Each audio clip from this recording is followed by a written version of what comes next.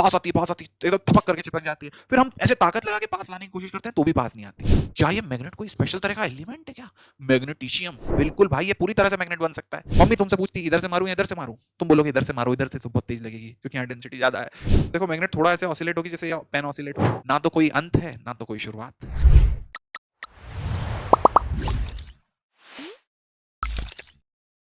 Hello hello जनता, कैसे हैं आप लोग, क्या हाल चाल। दिस इज मी अनुपम उपाध्याय और आज हम पढ़ने वाले हैं हमारा अगला चैप्टर जिसमें हम देखेंगे मैग्नेटिज्म और वो पैदा करने वाले मैटर।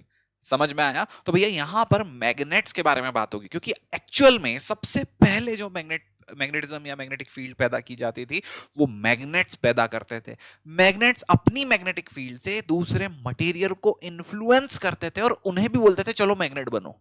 समझ रहे हो? तो उन मटेरियल्स के बारे में भी बात करेंगे, कौन से मटेरियल इन्फ्लुएंस होते थे मैग्नेट से, मैटर वाले सेक्शन में। तो ये पूरा चैप्टर होने वाला है मैग्नेटिज्म एंड मैटर। तो बेटा एनसीईआरटी के ऊपर है पूरा चैप्टर। आपको एक एक चीज एनसीईआरटी की यहां पर साफ साफ मिलने वाली है, पूरा एक ही जगह पर लिस्ट में सारी चीजें हो जाने वाली है। काफी ऐसी चीजें हैं जो यहां पर से पहले से डिलीटेड है, तो वो वाली चीजें मैं कवर नहीं करूंगा। नई एनसीईआरटी के हिसाब से हर पूरा syllabus point wise point syllabus complete किया जाएगा। अगर आपको ऐसे ही वीडियो की पूरी सीरीज चाहिए तो जरूर सब्सक्राइब करो भैया हमारा चैनल। और ये वाले चैनल के अंदर आप हमारे साथ टेलीग्राम पर भी जुड़ सकते हैं। आप इस चैनल पर हमारे साथ टेलीग्राम पर भी जुड़ सकते हैं, जहां पर आपको सारे सेशन का पीडीएफ बकायदा प्रॉपर मिलता रहेगा। ठीक है, चलो तो यहां पर देखो बेटा, हर चैप्टर को मैं 2 पार्ट में या 3 पार्ट में डिवाइड करके पढ़ाता हूं। अब वो पार्ट्स कैसे होते हैं? वो पार्ट्स में जनरली मैं तुम्हें पार्ट्स के अंदर पूरा की पूरा चैप्टर की कहानी एक हिस्सा और 2 हिस्सा करके पढ़ाता हूं। तो पार्ट 1 और पार्ट 2, पहला पार्ट होगा मैग्नेटिज्म, दूसरा पार्ट होगा मैटर। अब इसके अंदर क्या होता है? पार्ट 1 के अंदर क्या होगा? पार्ट 1 के अंदर जैसे मैंने बोल दिया मैग्नेटिज्म, तो हम सिर्फ मैग्नेटिज्म कैसे होता है, बार मैग्नेट्स क्या होती हैं, उसकी क्या प्रॉपर्टीज होती हैं, वो कैसे फील्ड लाइंस बनाती है, बार मैग्नेट किस तरह से बिहेव करती है, यही सारी चीजें यहां पर पढ़ेंगे। ठीक है, तो इसके अंदर क्या होगा, तो पूरा की पूरा, जैसे ये देखो ये वाला प्रॉब्लम है, ये प्रॉब्लम हमेशा हर कोई प्राणी को कहीं ना कहीं फेस करने को मिलता है। सोचता है ये क्यों नहीं कर सकते हम। मैं समझा रहा हूं क्यों नहीं कर सकते, पर हम यहां देखेंगे कि मैग्नेटिज्म के अंदर हमें क्या क्या दिक्कत होंगी। तो यहां देखिए भैया, मैग्नेटिज्म में हम सबसे पहले समझेंगे होता क्या है मैग्नेटिज्म, मैग्नेट्स कैसे बिहेव करती हैं, क्या होती है मैग्नेट, तो वो कहां पे समझेंगे, बार मैग्नेट में। फिर हम बोलेंगे भैया मैग्नेटिज्म पैदा करती है। तो ये मैग्नेटिज्म कौन कौन पैदा करता है, बार मैग्नेट पैदा करती है। कौन कौन से तरह के मैग्नेट होते हैं, क्या प्रॉपर्टीज होती है, इनका यूज क्या होता है। तो जितने भी तरह के मैग्नेट के बारे में चीजें हैं, तो वह मैग्नेट से जो जान पहचान करनी होगी वो सारी की सारी इस सेक्शन में यहां तक पूरी अच्छे से मैग्नेट से जान पहचान हो जाएगी। फिर हम मैग्नेट का गॉस लॉ पढ़ेंगे, फिर हम आखिरी में बोलेंगे हाँ भैया, एक बार में पूरा की पूरा रिवाइज हो जाएगा कि हाँ आपने पहला पार्ट पढ़ लिया मैग्नेटिज्म में 3 मेजर पार्ट थे, इंट्रोडक्शन थोड़ा बहुत जाना, दूसरी चीज हमने जानी कि भैया मैग्नेटिज्म के अंदर ये बार मैग्नेट क्या होती है, उसकी सारी प्रॉपर्टी देख ली, फिर हमने उसका गॉस लॉ देख लिया। पूरा की पूरा मैग्नेटिज्म वाला पार्ट हमारा कंप्लीट हो गया। अब हम पढ़ेंगे मैटर। ऐसे करके समझ रहे हो क्या? इस तरह से तुम्हें आखिरी में रिवाइज हो जाएगा अच्छे से। ठीक है, तो सबसे पहले अपन समझते हैं इंट्रोडक्शन कि आपने मैग्नेट कहां देखी होगी। क्लियर है? अच्छा एक चीज और बता देता हूं मैं शुरू करने के पहले, कि ये नोट्स बहुत प्रॉपर हैं, है ना। यहां देखो कि जो भी सेशन का फ्लो है मैंने एकदम शिद्दत से यहां दिखाया है कि पार्ट 1 है मैग्नेटिज्म है, उसके अंदर हम मैग्नेटिज्म के अंदर क्या पढ़ रहे हैं, इंट्रोडक्शन पढ़ रहे हैं। इसके बाद सेकंड पार्ट में हम ये पढ़ेंगे, इस पार्ट 1 का फर्स्ट पार्ट, सेकंड पार्ट। तो पहले में इंट्रोडक्शन पढ़ेंगे, दूसरे में हम बार मैग्नेट पढ़ेंगे, तीसरे में हम मैग्नेटिज्म का गॉस लॉ पढ़ेंगे। ठीक है, अब यहां पर बार मैग्नेट के अंदर इफ व्हाट इज मैग्नेट है, तो यहां पे प्रॉपर चलता रहेगा। मैग्नेटिज्म का पहला पॉइंट है, मैग्नेटिज्म का दूसरा पॉइंट है, व्हाट इज मैग्नेट तो वो नीचे लिखा आ जाएगा। तो नोट्स एकदम प्रॉपर तुम्हारे लिए चलते रहेंगे, तुम्हें बिल्कुल भी कोई दिक्कत यहां पे नहीं आएगी। किस चीज से रिलेटेड, नोट्स वगैरह से रिलेटेड। ठीक है, तो पीडीएफ तुम टेलीग्राम ग्रुप पे डाउनलोड कर सकते हो। अब अपन देखते हैं कि क्या हो रहा है मैग्नेट्स के साथ। तो यहां देखो, हमेशा हमने देखा है कि यार जब भी कोई 2 मैग्नेट के साथ हम खेलते हैं, तो या तो वो दोनों मैग्नेट एक दूसरे के पास आने की कोशिश करती है, पास आती है एकदम थपक करके चिपक जाती है। फिर हम ऐसे ताकत लगा के पास लाने की कोशिश करते हैं तो भी पास नहीं आती। तो मैग्नेट के अंदर यार अलग अलग तरह के नाटक होते हैं, कभी तो पास आती, कभी तो पास नहीं आती। ये बहुत अजीब सी चीज है। कुछ लोगों को पता होगा इसका कारण, कुछ लोगों को नहीं पता होगा। मैं हर चीज को बताऊंगा। ठीक है, हमेशा ये चीज होती है। क्या एक मैग्नेट दूसरी मैग्नेट को खींचती है? हाँ खींच सकती है। क्या हमेशा खींचेगी? नहीं। हमेशा खींचेगी जरूरी नहीं है। क्लियर? अच्छा यहां देखो, ये जो जिस चीज की बात कर रहे थे, तो क्या चीकू भैया ये वाली चीज भी पॉसिबल है? अगर यहां पर हम एक नाव के अंदर ऐसे बैठ गए और नाव के अंदर बैठ करके हमने इस तरह से ऐसे ये लगा दी, एक मैग्नेट को ऐसे करके यहां से इस तरह से लगा दिया, ठीक, ऐसे लगा दिया, और नाव के ऊपर भी एक मैग्नेट इधर से लगी हुई है ये, तो मुझे बताओ कि ये एक मैग्नेट लगी है, ये एक मैग्नेट लगी, क्या दोनों मैग्नेट एक दूसरे के ऊपर फोर्स नहीं लगाएगी? दोनों मैग्नेट एक दूसरे को नहीं खींचेगी? अरे भाई बिल्कुल खींच सकती है मैग्नेट एक दूसरे को, पर क्या इसकी वजह से नाव चलेगी? नहीं, क्योंकि जो फोर्स इस पे इधर लगा और वही फोर्स इस पे इधर लगा, दोनों पे एफ फोर्स लगा, तो चीकू भैया एफ फोर्स इस पे इधर लग गया ना, तो इसे चलना चाहिए। हाँ, पर इस पे भी तो इधर लग रहा है। जब ये इधर आना चाह रही है, तो ये जिस भी डंडे ने, ये जैसे डंडा है, इस डंडे ने, रॉड ने इस मैग्नेट को पकड़ रखा है, जब ये मैग्नेट इधर आएगी तो ये रॉड पूरी भी तो इधर आएगी। समझ रहे हो क्या? मतलब अगर हम इस पूरे को एक साथ देखें तो इसी चीज पे इधर भी फोर्स लगा और इस पूरी चीज पर ही इधर भी फोर्स लगा है। ऐसे समझो कि मैं खड़ा हूं और मैं अपने हाथ को ऐसे धका रहा हूं, ठीक है, मेरा हाथ एकदम रिजिड कर लिया मैंने और दूसरे हाथ से अपने हाथ को धका रहा हूं, तो क्या मैं पूरा इस तरफ जाने लगूंगा? नहीं ना, क्योंकि जब मैं अपने हाथ से दूसरे हाथ को धका रहा हूं, क्या मैं इस तरफ चलने लगूंगा? नहीं, क्योंकि ये हाथ भी तो इस तरफ धका रहा है, तो नेट फोर्स क्या हो गया? जीरो। एकदम वही चीज हो रही है।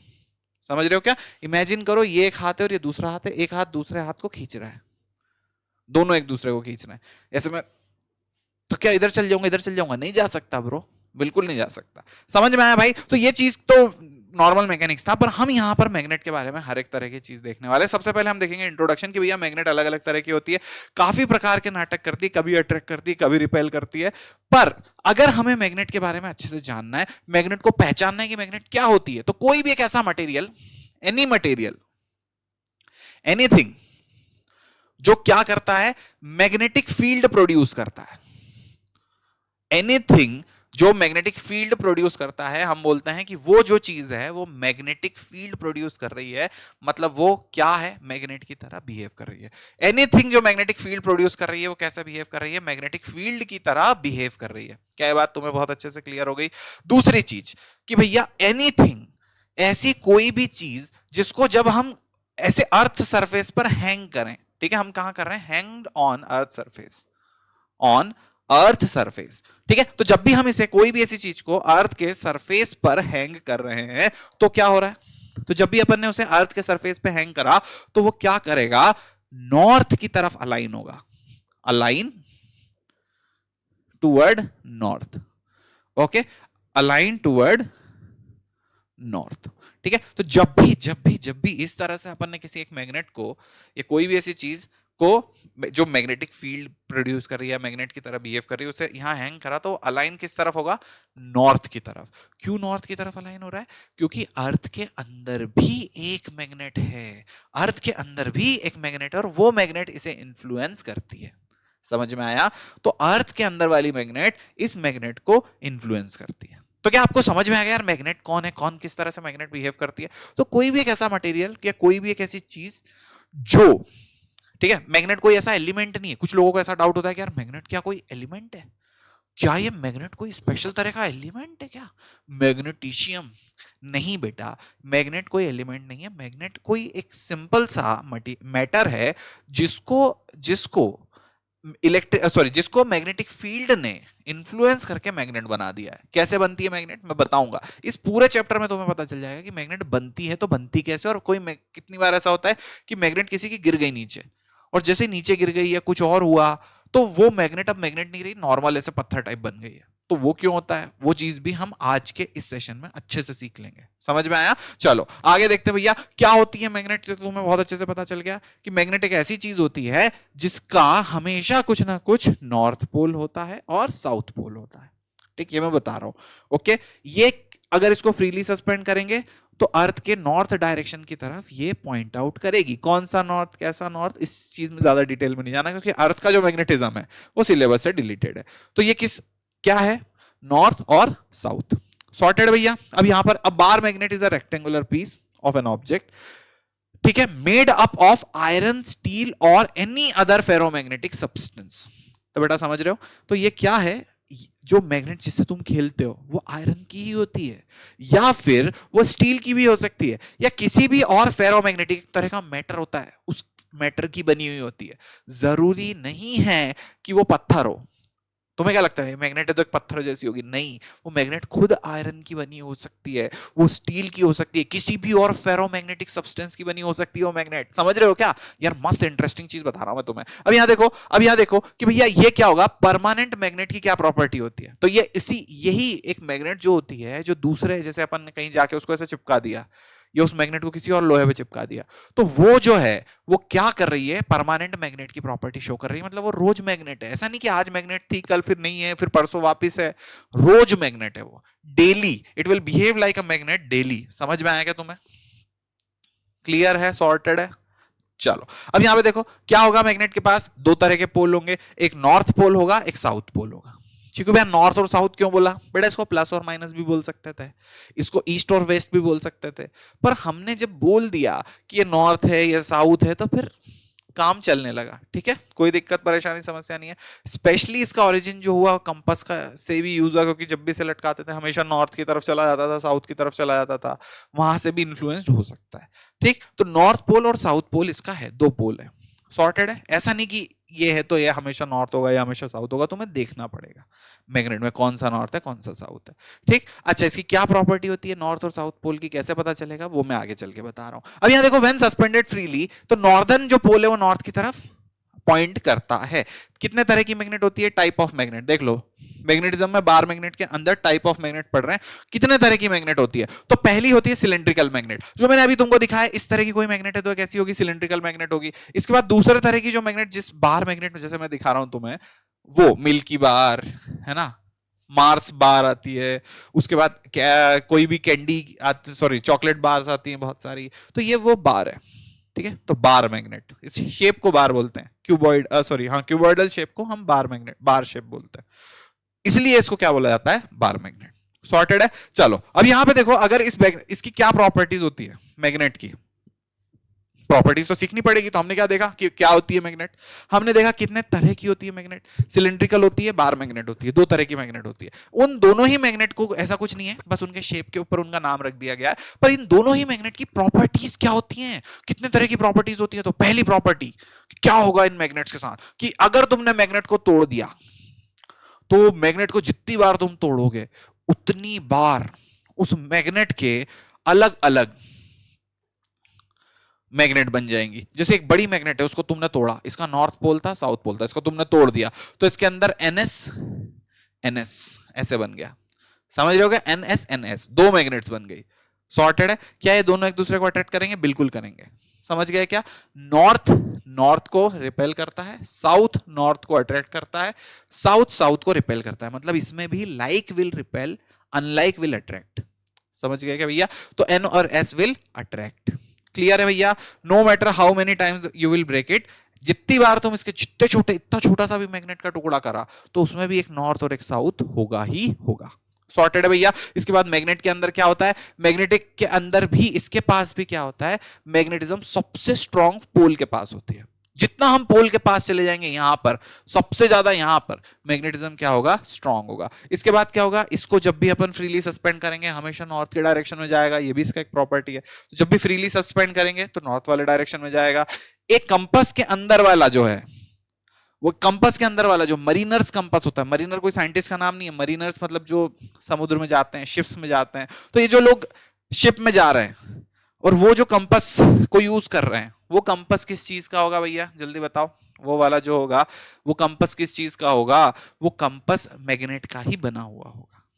ठीक है, वो कंपास के अंदर जो मैग्नेटिक नीडल होगी वो मैग्नेट की बनी होगी। साउथ और नॉर्थ अट्रैक्ट करते हैं, नॉर्थ और नॉर्थ साउथ और साउथ रिपेल करते हैं। ये हमको बहुत अच्छे से पता है, सारी की सारी प्रॉपर्टी हमें बहुत अच्छे से पता है। अब मुख्य सवाल उठ करके आता है कि क्या आप ये सवाल बता सकते हो, एक मैग्नेट के 3 टुकड़े हैं, कौन से टुकड़े सही दिखाए गए हैं? एकदम सही टुकड़े दिखाए गए कि मैग्नेट को 3 हिस्सों में तोड़ेंगे, एक मैग्नेट है इसको 3 हिस्सों में तोड़ा तो कौन सा हिस्सा सही होगा? देखो यहां नॉर्थ है, ये तो फिक्स है, यहां साउथ है, ये फिक्स है। अगर ये साउथ है तो यहां नॉर्थ, अगर यहां नॉर्थ है तो यहां साउथ, अगर यहां साउथ है तो यहां नॉर्थ, और अगर यहां नॉर्थ है तो फिर यहां साउथ, और अगर यहां साउथ है तो वो नॉर्थ। क्या ये वाला अरेंजमेंट एकदम सही है? इसे यहां से कंपेयर करो, कौन सा ऑप्शन सही दिख रहा है? समझ गए? समझ गए?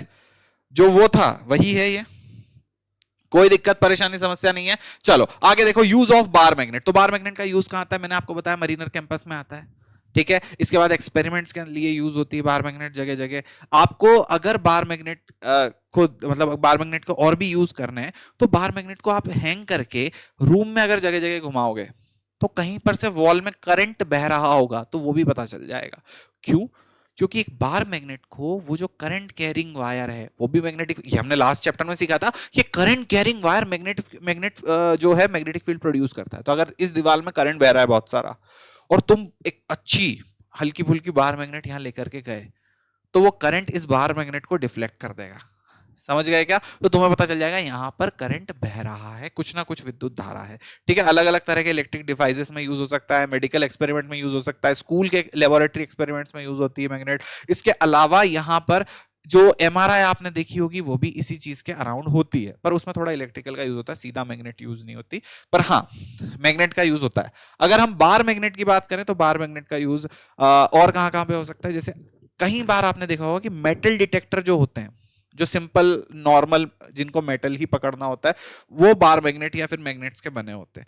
उनको आप सीधे ग्राउंड पर ऐसे लेके घूमोगे, पानी में से कुछ मेटल निकालना है तो लोग क्या करते हैं, सिक्के को ऐसा करके मैग्नेट को ऐसे धागे में बांध के नदी में फेंकते हैं और फिर सिक्के निकाल के लाते हैं, हाय मैं तो अमीर हो गया ऐसे करके ना, मस्त मस्त इसके यूज होते हैं, ठीक है। टेलीफोन्स में यूज होती है, बहुत जगह बार मैग्नेट्स यूज होती हैं। जो बेल्स होती हैं उनमें बार मैग्नेट यूज होती हैं, ठीक है। अब यहाँ पे अलग अलग तरह की बातें होती हैं। अब यहां पे बोला है कि भैया a magnet can lose its magnetism if it is hammered, heated, dropped to from a certain height, all of the above. तो क्या एक मैग्नेट अपना मैग्नेटिज्म लूज भी कर सकती है? क्योंकि इसके पहले हमने बात करी थी कि जैसे देखो ये लोहा है, क्या ये लोहा भी ये पूरा मैग्नेट बन सकता है? बिल्कुल बन सकता है, बिल्कुल बिल्कुल। ये जो आगे रखा हुआ है ये लोहा मैग्नेट बन सकता है, बिल्कुल भाई ये पूरी तरह से मैग्नेट बन सकता है। अगर ये लो आयरन है या फिर अगर ये स्टील है तो मैग्नेट इसकी ही बनी हुई हो सकती है, समझ गए? उसे हम क्या बोलेंगे? उसे हम परमानेंट मैग्नेट बोलेंगे जो इसकी बन जाएगी। फिर ये इसको हम ले जाके ऐसे ऐसे करेंगे तो इस पे सिक्के चिपकेंगे, इस पे दूसरा लोहा चिपकेगा। समझ रहे हो क्या? क्या बात समझ रहे हो? तो एक आयरन भी, ये इस तरह का आयरन है, ये आयरन भी मैग्नेट बन सकता है। समझ गए क्या? अच्छा, तो अगर ये बन सकता है तो फिर क्या ये अपना मैग्नेटिज्म लूज भी कर सकता है? बिल्कुल। अगर इसी आयरन को ठोको ठीक है, या इसको गिरा दो, ठीक है, थॉर इसको गिरा दिया, समझ रहे हो क्या? इसको ऐसे गिरा दिया, समझ गए? तब इसको जैसे ऐसे गिराया तो जैसे इसको गिराया क्या हुआ? क्या इसका मैग्नेटिज्म लूज हो सकता है अगर इसके अंदर था तो? हाँ इसके अंदर हो सकता है। और इसको गर्म करा तो भी मैग्नेटिज्म लूज हो सकता है, बिल्कुल। तीनों ही चीजों से मैग्नेटिज्म लूज हो सकता है। किसी चीज को ठोक रहे हो, पटक रहे हो, गिरा रहे हो, गर्म कर रहे हो, या फिर उसको तुम क्या कर रहे हो, हैमर कर रहे हो। समझ रहे हो? तो सभी हर चीज में मैग्नेटिज्म खत्म हो जाएगा। क्लियर है क्या? अब बताओ मैग्नेटिक फील्ड लाइंस। अब मैग्नेटिक फील्ड लाइंस तो हम पहले भी देख चुके हैं, है ना, हमने कई बार मैग्नेटिक फील्ड लाइंस के ऊपर बात कर ली है, पर इसके पिछले चैप्टर में मैग्नेटिक फील्ड लाइंस की प्रॉपर्टी देखी थी हमने। मैग्नेटिक फील्ड लाइंस कौन सी लाइन होती है? इमेजिनरी लाइन होती है। किसी भी रीजन में मैग्नेटिक फील्ड कितनी डोमिनेंट है, किस किस जगह पे प्रेजेंट है, ये दिखाने के लिए मैग्नेटिक फील्ड लाइन का उपयोग किया जाता है। अब मैग्नेटिक फील्ड लाइन का जो मुख्य उपयोग है, वो मुख्य उपयोग ये है कि यहां पर नॉर्थ पोल है, यहां पर साउथ पोल है। तो मैग्नेटिक फील्ड लाइंस के बारे में तुम्हें क्या सीखना है? तुम्हें सीखना है कि मैग्नेटिक फील्ड लाइंस हमेशा क्लोज्ड लूप बनाती है। ये आगे लिखा हुआ है, मैं आगे बताऊंगा भी, पर यहां जो मैं तुम्हें इंपॉर्टेंट बात बताना चाह रहा हूं कि हमेशा कैसा बनाती है? Closed loop. समझ गए क्या? जो मैं बातें बता रहा हूं ध्यान से सुनना, हमेशा कैसा लूप बनाएगी? क्लोज्ड लूप बनाएगी। क्लियर है? क्लोज्ड लूप की खास बात यह होती है कि हमें पता ही नहीं होता है कहां से शुरू हुआ कहां से खत्म हुआ। ठीक है, मैं आपको और एग्जांपल से समझाने की कोशिश करता हूं। देखो, क्या तुम्हें यहां पर एक गोल शेप लिख रहा है? क्या तुम बता सकते हो कि इस गोल शेप को बनाने के लिए कहां से शुरू किया गया और कहां से खत्म किया गया होगा? अगर तुम्हें कहीं बोर्ड पे सर्कल दिखे, जैसे यहां पर एक लूप दिखे, ये लूप दिखा, ठीक, तो अगर मैं तुम्हें इस तरह से अलग अलग शेप मैंने ये बना दी, ठीक, तो ये लूप बना हुआ है एक तरह से। क्या तुम बता सकते हो, अगर तुमने अभी देखा है, पर अब कोई और इंसान आएगा और आके पूछेगा कि भैया बताओ कहां से शुरू हुआ होगा, तो कोई नहीं बता सकता कि लूप को बनाना किस पॉइंट से शुरू किया गया था। नहीं बता सकते। क्यों नहीं बता सकते? क्योंकि ये लूप है, इसका ना तो, यही तो बोलते हैं लूप में फंस जाना, ना तो कोई अंत है ना तो कोई शुरुआत। तो बस वही बात हो गई। तो हमेशा क्लोज लूप बनाती है, तो क्या ये कहीं पे खत्म होगी? नहीं। मैग्नेटिक फील्ड लाइंस हमेशा क्लोज लूप बनाती है, ऑलवेज।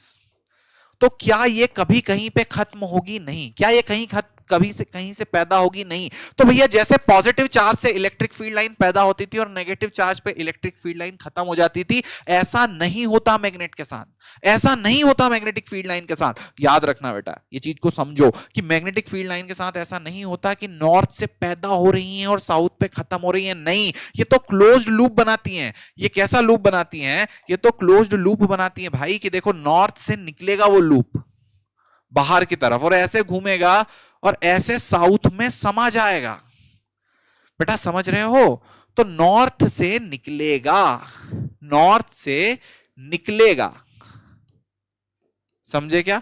नॉर्थ से निकलेगा और साउथ में समाएगा। बेटा समझे क्या? तो नॉर्थ से निकलेगा, साउथ में समाएगा और अंदर साउथ से नॉर्थ जा रहा है, क्योंकि इसे लूप रहना है। क्या ये नॉर्थ पे खत्म होती है? नहीं। क्या ये साउथ पे खत्म होती है? नहीं। ये भ्रम में मत रहना। समझ गए क्या? तो मैग्नेटिक फील्ड लाइन नॉर्थ से निकलेगी, साउथ में समाएगी। ये वाला पॉइंट भी तुम्हें पता होना चाहिए, सेकंड पॉइंट। ठीक है, नॉर्थ से निकलेगी कितना मिला जुला के लिखा जा रहा है मेरे द्वारा। यहां पे देखिए, नॉर्थ से निकलेगी और साउथ में समाएगी, और साउथ में समाएगी। ठीक, तो नॉर्थ से निकलेगी, साउथ में समाएगी। ये चीज तुम्हें पता होना चाहिए। इसके अलावा तीसरी चीज जो मैग्नेटिक फील्ड लाइन के बारे में तुम्हें पता होनी चाहिए कि ये कभी भी इंटरसेक्ट नहीं करती। मैग्नेटिक फील्ड लाइन कभी भी इंटरसेक्ट नहीं करती, जैसा इलेक्ट्रिक फील्ड लाइन था।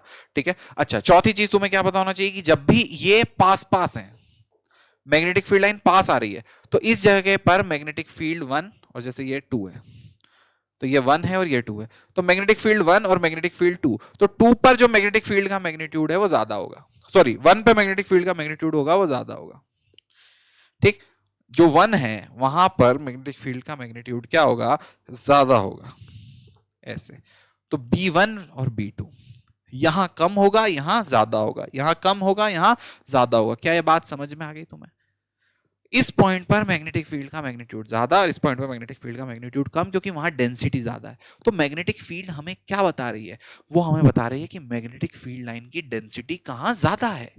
मैग्नेटिक फील्ड हमें बता रही है कि मैग्नेटिक फील्ड लाइन की डेंसिटी कहां ज्यादा है। जैसे झाड़ू होती है, तो झाड़ू में तुम्हें क्या पता है कि झाड़ू की यहां डेंसिटी ज्यादा और यहां डेंसिटी कम है। मम्मी तुमसे पूछती है इधर से मारूं या इधर से मारूं, तुम बोलोगे इधर से मारो, इधर से तो बहुत तेज लगेगी क्योंकि यहाँ डेंसिटी ज्यादा है। समझ में आया? तो भैया ये वाला पॉइंट पे डेंसिटी ज्यादा है, तो जब भी मैग्नेटिक फील्ड ऐसे जा रही है तो यहां पर झाड़ू की डेंसिटी, वही मैग्नेटिक फील्ड लाइंस की डेंसिटी इस जगह ज्यादा है, उस जगह कम है। सॉर्टेड हो गया। चलो आगे देखते हैं भैया, ये क्या होती है? इमेजिनरी लाइंस होती है, डेफिनेशन वगैरह यहाँ पे लिखी हुई है, क्लोज लूप बनाती हैं। इसके बाद टेंजेंट, इसके ऊपर क्या होगा? मैग्नेटिक फील्ड की डायरेक्शन बताएगा। अगर यहाँ टेंजेंट ड्रॉ कर दिया तो मैग्नेटिक फील्ड इंटेंसिटी की उस पॉइंट पर डायरेक्शन कहाँ है वो बताएगा। ठीक है, कभी भी इंटरसेक्ट नहीं करती हैं, कभी भी इंटरसेक्ट नहीं करती हैं। अब इसके देखो, which of the following is true regarding the magnetic field lines? तेजी से कमेंट करो भाई। क्या आपको एकदम सत्य पता है कि मैग्नेटिक फील्ड लाइंस क्या होती हैं? They are real, they are imaginary? क्या वो असली हैं? क्या वो इमेजिनरी हैं? क्या वो एग्जिस्ट ही नहीं करती? जल्दी बताइए। और they are parallel to the field. तो magnetic field lines are imaginary. वो ऐसा नहीं कि वो एग्जिस्ट नहीं करती, ठीक है, मतलब हाँ इमेजिनरी है तो वो एग्जिस्ट नहीं करती, पर हमने उन्हें बनाया है हमें अंडरस्टैंडिंग के लिए। जैसे बॉर्डर्स हैं, तो बॉर्डर्स आर इमेजिनरी ना, पर वो इमेजिनेशन दोनों लोगों ने साझा कर रखी है। जैसे इंडिया ने बोल दिया कि हाँ यहाँ तक मेरी बॉर्डर है, पाकिस्तान ने बोल दिया चलो ठीक है यहाँ तक मेरी बॉर्डर है, तो वो इमेजिनरी चीज है। दोनों ने मान लिया है कि वहां बॉर्डर है, ठीक, पर एग्जिस्ट अगर पूरे अर्थ में सब कुछ खत्म हो जाए तो किसी को थोड़ी पता होगा कि भाई ये बॉर्डर थी यहाँ पे। क्लियर है? सॉर्टेड है, कोई दिक्कत परेशानी समस्या तो नहीं है। तो ये बॉर्डर है, इट एग्जिस्ट हमारे और जो भी लोग हैं उनके दिमाग में। क्यों? क्योंकि रिप्रेजेंटेशन के लिए यूज होती है। उसी के लिए यहां पर क्या ये इमेजिनरी है? हाँ, इट इज इमेजिनरी। रियल है? नहीं, रियल नहीं है। कुछ लोग बोलते हैं अरे चीकू भैया कैसे रियल नहीं है, ये नॉर्थ है, ये साउथ है, इससे ऐसे निकल के ऐसे जाएगी, इससे ऐसे निकल के ऐसे जाएगी। अरे बेटा जा रही है, वो तो हमने मानना है ना। मैग्नेट को पकड़ा दिखती थोड़ी है। तो magnetic field lines are there, they actually exist, but हम इमेजिन करते हैं कि अच्छा यहां से ऐसे जा रही होगी, इस तरह से होगी, दिखती नहीं है वो। क्लियर? ओके, चलो आगे बढ़ते भैया। अगली चीज यहां पे, ठीक है, तो अब अगली चीज हम देखते हैं बार मैग्नेट एज डाइपोल, है ना। तो अब देखो क्या होता है कि डाइपोल याद है तुम्हें? इलेक्ट्रिक फील्ड में हम डाइपोल यूज करते थे कि जब भी पॉजिटिव होता है और नेगेटिव होता है, एक पॉजिटिव चार्ज होता है, एक नेगेटिव चार्ज होता है, नेगेटिव से लेके पॉजिटिव तक ऐसे करके हम डाइपोल बनाते थे। ये माइनस क्यू होता था, ये प्लस क्यू होता था, और इन दोनों के बीच में ऐसे करके पी एक डाइपोल मोमेंट बनता था। तो पी किसके बराबर होता था? एम इंटू एल के बराबर होता, सॉरी क्यू इंटू एल के बराबर होता था। समझ में आया? एल ये वाली डिस्टेंस होती थी यहां से नेगेटिव से लेके पॉजिटिव तक वाली, इसको अपन डाइपोल बोलते थे। याद आया? अब डाइपोल क्या करता था? इलेक्ट्रिक फील्ड पैदा करता था, है ना। तो तुम ध्यान से याद करो तो क्या डाइपोल भी कुछ इसी तरह से बिहेव करता था जैसे मैग्नेट बिहेव कर रही है ना। ऐसे ही बिहेव करता था क्या डाइपोल? डाइपोल ऐसे होता था, इससे यहां से लाइन निकलती थी, इधर जाती थी, यहां से लाइन निकलती थी, ऐसे जाती थी, ऐसे ही होता था ना डाइपोल। तो जैसा मैग्नेट बिहेव करती है नॉर्थ और साउथ पोल के लिए, वैसे ही डाइपोल बिहेव करता था, है ना, है ना, है ना। तो हमने यार पिछले चैप्टर में सोलोनॉइड भी पढ़ी थी, तो क्या सोलोनॉइड भी इस तरह से बिहेव करेगी क्या? तो देखो जरा ध्यान से कि जब इस तरह से सोलोनॉइड होती है तो सोलोनॉइड भी ऐसे ही निकालती है, इलेक्ट्रिक फील्ड इधर से वो घूमता है, इधर आ जाता है, फिर ऐसे निकलती घूमती इधर आ जाती है। तो क्या सोलोनॉइड भी, तो क्या सोलोनॉइड भी हमारे सामने इस तरह से बिहेव कर रही है जैसा हमारा नॉर्थ पोल और साउथ पोल वाला मैग्नेट बिहेव करता है? Is it clear? Is it clear? जल्दी से बता दो। ऐसे इन दोनों चीजों में मैग्नेट भी वैसा ही बिहेव कर रही है जैसा सोलोनॉइड बिहेव करती थी। दोनों का बिहेवियर एकदम एक जैसा है। और ये दोनों का बिहेवियर एक जैसा होने के साथ क्या ये एकदम डाइपोल के जैसा बिहेव करती है? हाँ, तो ये भी डाइपोल के जैसा बिहेव करती है, पर वो डाइपोल कैसा था? इलेक्ट्रिक। वो डाइपोल कैसा था? इलेक्ट्रिक। तो ये डाइपोल कैसा होगा? मैग्नेटिक। ये डाइपोल कैसा होगा? मैग्नेटिक। बेटा समझ गए क्या? क्लियर?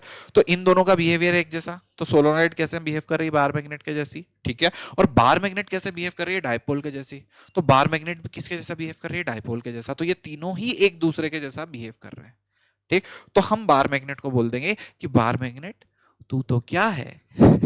तू तो डाइपोल है। कौन सा डाइपोल है? Magnetic dipole. समझ गए क्या बेटा? बहुत अच्छे से समझ गए। Bar magnet will behave as dipole. किस तरह का डाइपोल? Magnetic dipole. ओके। तो बार मैग्नेट सोलोनॉइड के जैसा भी बिहेव करती है ना। जैसे सोलोनॉइड देखो कैसे अपने अगल बगल इलेक्ट्रिक फील्ड बना रही है, वैसे ही बार मैग्नेट भी अपने अगल बगल इलेक्ट्रिक फील्ड बनाती है। Is it clear? अब लूप क्या होता है? डाइपोल के जैसा बिहेव करता है, ये तुम्हें याद है क्या? कि जब भी हमारे पास इस तरह का लूप होता था, इसके अंदर करंट घूमता होता था, तो ये डाइपोल के जैसा बिहेव करता था। याद है? हमने ऐसे करके पढ़ा था, इसके अंदर करंट बह रहा है, एक लूप के अंदर आई आई, तब ये क्या होगा? ये एक डाइपोल बनेगा। इस तरफ करंट का दिशा इस तरफ आ रही है ना, तो इस तरफ एक डाइपोल बनेगा। ये जो डाइपोल बनेगा इसके प्लेन के परपेंडिकुलर ऐसे 90 डिग्री पे बाहर, तो ये एक डाइपोल बनेगा। इस डाइपोल को लिखेंगे एम। एम क्या होगा? Magnetic dipole. और एम क्या होगा? इसका मैग्नेटिक डाइपोल मोमेंट। इसे लिखते हैं मीना। याद है क्या? MINA। सॉर्टेड? मीना। क्लियर है?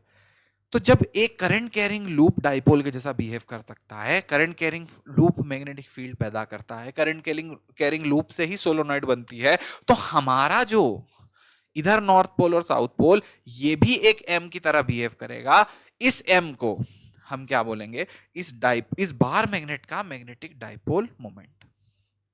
समझ गए? क्लियर है? कोई दिक्कत तो नहीं है? तो चीकू भैया अगर बार मैग्नेटिक मैग्नेटिक डाइपोल की तरह बिहेव कर रही है, तो हमने तो पढ़ा था कि जब भी उस मैग्नेटिक डाइपोल को यूनिफॉर्म इलेक्ट्रिक फील्ड में रखेंगे तो कुछ कुछ होगा। तो हमने तो सुना था कि जब भी हम डाइपोल को यूनिफॉर्म इलेक्ट्रिक फील्ड में रखते हैं तो कुछ कुछ होगा। तो हमने सबसे पहले क्या पढ़ा था? हमने ऐसे पढ़ा था कि अगर एक ऐसे तरह के हमारे पास क्या है, हमारे पास इस तरह से एक इलेक्ट्रिक फील्ड है और इस इलेक्ट्रिक फील्ड में हमने डाइपोल रख दिया, तो ये ई है और इसके अंदर पी रख दिया, तो क्या होगा? जैसे इलेक्ट्रिक फील्ड में डाइपोल रखा तो डाइपोल भाई इस तरफ ऐसे घूमेगा, ये डाइपोल ऐसे घूमेगा, ये डाइपोल ऐसे घूमेगा। ये बात समझ में आई? समझ में आया भैया? तो डाइपोल इस तरह से घूमेगा, तो यहां पर अगर इस तरह से ये हमारी इलेक्ट्रिक फील्ड है, तो डाइपोल घूम करके ऐसे आ जाएगा।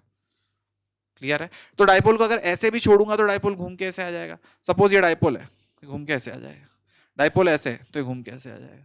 समझ रहे हो? यही होता था इलेक्ट्रिक डाइपोल के साथ। तो भैया मैग्नेटिक डाइपोल के साथ भी तो यही होना चाहिए। इलेक्ट्रिक फील्ड में हमने इलेक्ट्रिक डाइपोल रखा है, ठीक है?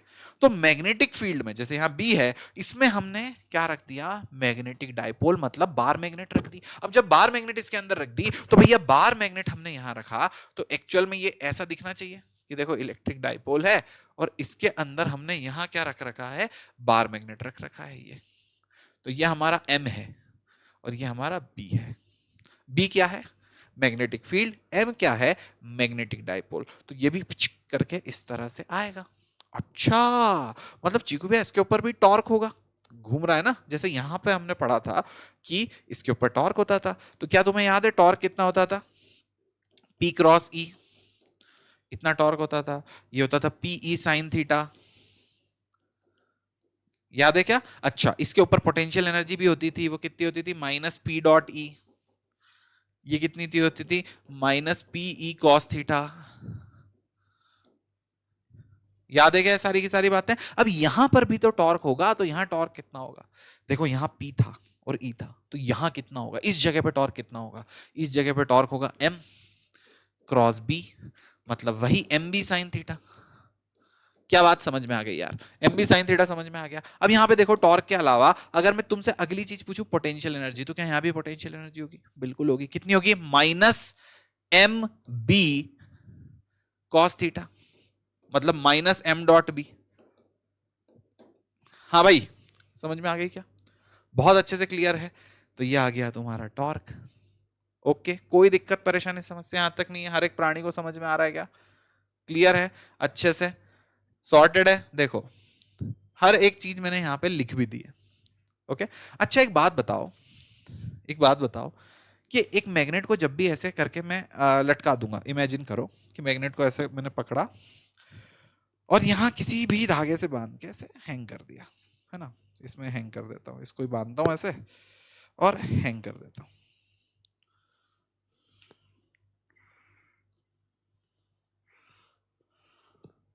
ठीक, तो जैसे अपन मैग्नेट को ऐसे हैंग करेंगे, तो देखो मैग्नेट थोड़ा ऐसे ऑसिलेट होगी, जैसे ये पेन ऑसिलेट हो रहा है। तो जैसे मैग्नेट को हैंग करेंगे तो मैग्नेट, पेन कैसे ऑसिलेट हो रहा है, ऐसे ही मैग्नेट भी ऑसिलेट होगी। और फिर एकदम एकदम जो ऑसिलेशन हो रहा है उसका किसी एक पॉइंट के अबाउट हो रहा है ना? अरे भाई निकल तो जाओ, अजीब लग रहा है। तो जब भी उसका ऑसिलेशन होगा, तो उसका जो ऑसिलेशन होगा वो ऑसिलेशन किसी एक पॉइंट के अबाउट होगा। समझ रहे हो? तो वो ऑसिलेशन किस पॉइंट के अबाउट होगा? वो ऑसिलेशन होगा इस पॉइंट के अबाउट। देखना यहां पर हमने क्या बना रखा है? मैग्नेटिक फील्ड लगा रखी है बी। ओके, अब इसी मैग्नेटिक फील्ड में हमने हमारा ये बार मैग्नेट डाल दी, उसको मैं ऐसे डिनोट कर रहा हूं। ठीक, अब इसको जैसे ही छोड़ेंगे तो बार मैग्नेट ऐसे ऐसे ऐसे ऐसे ऑसिलेट करेगी। तो जब ये ऑसिलेशन हो रहा है, तो जब भी ऑसिलेशन होता है उस ऑसिलेशन की एक ना एक फ्रीक्वेंसी होती है ना? तो ये फ्रीक्वेंसी कितनी होती है ये तुम्हारे एनसीईआरटी में दे रखा है अच्छे डिटेल में। ठीक है, मेरा पढ़ाने का ऐसा उद्देश्य सिर्फ ये कि तुम्हें एनसीईआरटी में जो चीज लिखी है वो समझ में आ जाए। तो यहाँ देखो इसका जो ऑसिलेशन होगा उस ऑसिलेशन का फ्रीक्वेंसी कैसे निकालते हैं, तो यहाँ देखिएगा जरा ध्यान से। इस चीज को हम लिखेंगे torque is equals to M B sine theta. कोई दिक्कत नहीं। टॉर्क को आई अल्फा लिख सकते हैं, बिल्कुल लिख सकते हैं। क्या टॉर्क को आई अल्फा लिख सकते हैं? बिल्कुल लिख सकते हैं। Torque is equals to I into alpha. बेटा ये तो पढ़ा होगा, torque is equals to I into alpha होता है, मोमेंट ऑफ इनर्शिया और angular acceleration.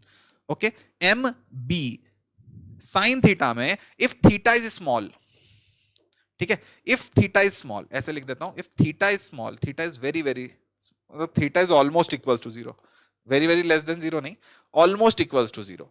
Theta is almost equals to zero. Okay, तो अब क्या होगा इस जगह पे? जब थीटा ऑलमोस्ट जीरो के बराबर है, अब क्या होने वाला है? तो देखो जरा ध्यान से, इस साइन थीटा को थीटा लिख देंगे, क्योंकि साइन जीरो जीरो ही होता है, थीटा जीरो साइन भी जीरो। तो जब थीटा ऑलमोस्ट जीरो तो साइन भी ऑलमोस्ट जीरो, मतलब थीटा और साइन थीटा बराबर हो गए। तो साइन थीटा को थीटा लिख दिया। तो यहां पे हम साइन थीटा की जगह क्या लिख देंगे? थीटा लिख देंगे। फिर हम बोलेंगे बच्चा कि alpha is equals to M B upon I इधर आ जाएगा थीटा।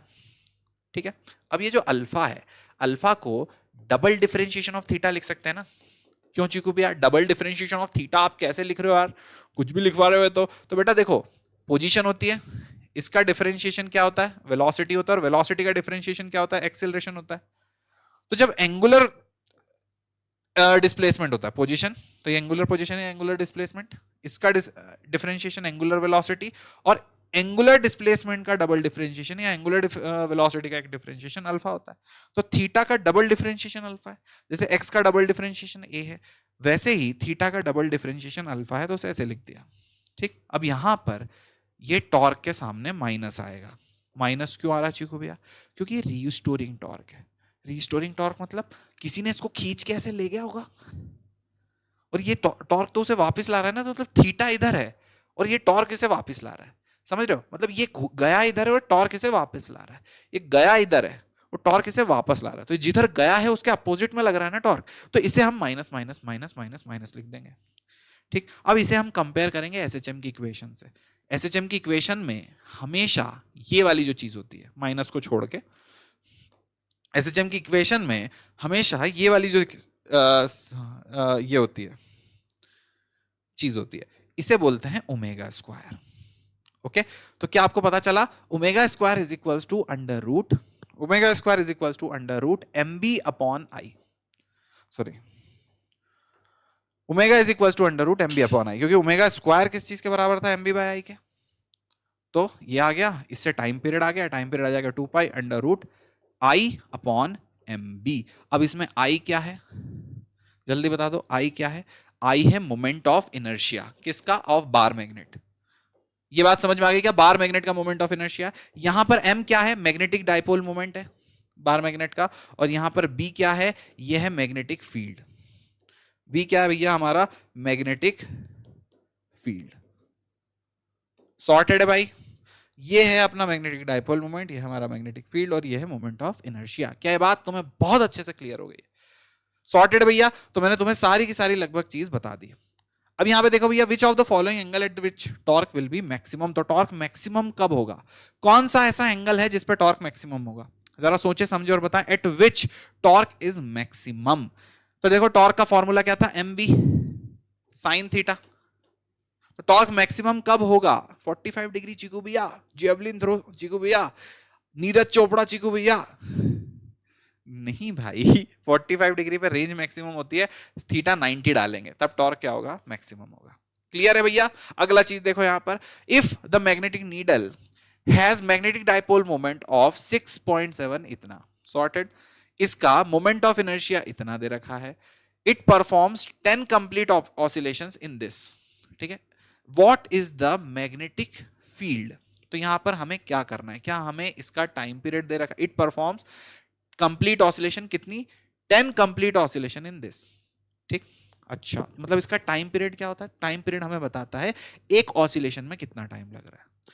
ठीक, तो टाइम पीरियड कैसे निकलेगा, नंबर ऑफ ऑसिलेशन कि कितनी ऑसिलेशन लगा रहा है अपॉन टाइम, तो नंबर ऑफ ऑसिलेशन ये लगा रहा है 10, एक को लग रहा है टाइम 6.7, सॉर्टेड है, तो ये इसका टाइम पीरियड आ गया, तो 10 upon 6.7 is equals to 2 pi under root, under root के अंदर अब हम क्या लिखेंगे, देखो हमारा टाइम पीरियड का फॉर्मूला निकाला था हमने, आई upon M B.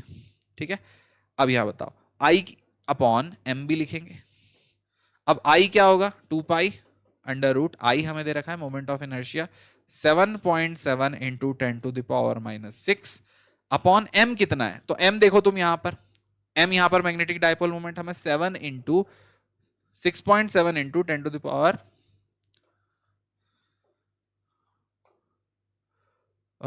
Yes 6.7 into 10 to the power -2 दे रखा है, और हमें बी पता करना है। क्लियर, अब क्या करेंगे, काटा पीटी करेंगे, पूरा की पूरा ऐसे गंदे तरह से सॉल्व करेंगे, काफी गंदा कैलकुलेशन है, कुछ चीजें कट जाएंगी, पर जब आप सॉल्व वगैरह करोगे तो ऑलमोस्ट आंसर 0.1 आएगा, 0.1 आएगा। ओके, तो फर्स्ट आंसर आ जाएगा। चीकू भैया इतने टफ क्वेश्चन आते हैं क्या, बेटा देखो जब एनसीईआरटी के अंदर कोई एक आध क्वेश्चन गंदा आ जाता है तो कैलकुलेशन बकायदा गंदी आती है, नो डाउट, मैं उसके लिए तुम्हें कोई झूठ नहीं बता सकता कि नहीं यार इसके अंदर नहीं करना है। फॉर्मूला बहुत सिंपल था, तुमने खुद देखा, पर हाँ कैलकुलेशन बहुत गंदी है, तो कैलकुलेशन कहीं कहीं पर गंदी आती है, उसकी आपको प्रैक्टिस करनी पड़ेगी।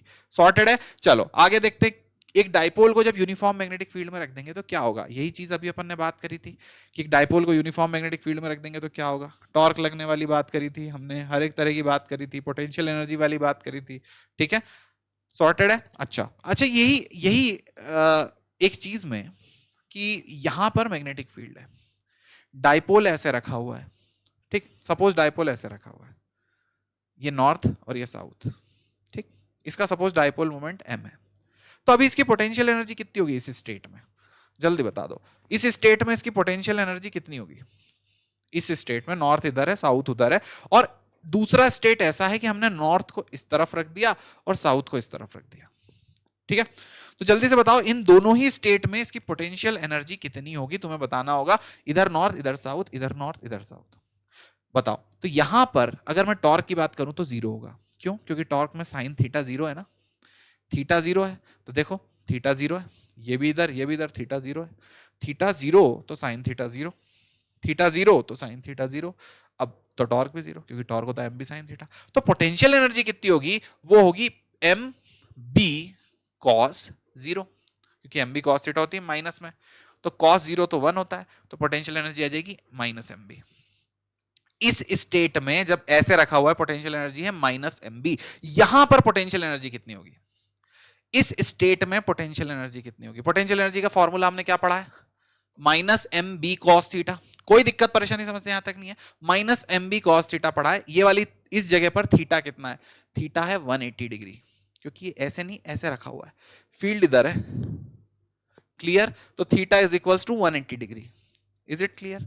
तो भैया जब थीटा कॉस थीटा 180 डिग्री डालेंगे तो डालेंगे M B cos theta 180 degree minus 1,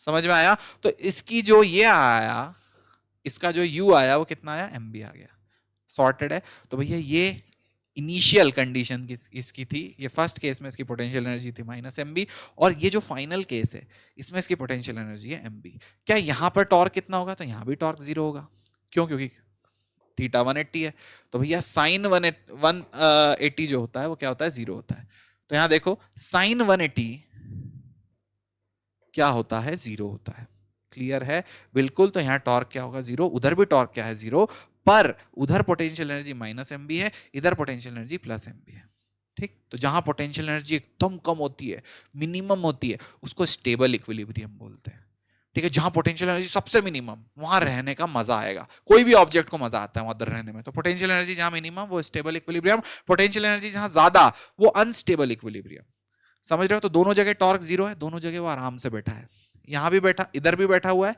इधर भी बैठा हुआ है, कोई दिक्कत नहीं है, इधर भी इक्विलिब्रियम में उधर भी इक्विलिब्रियम में, कोई दिक्कत नहीं है।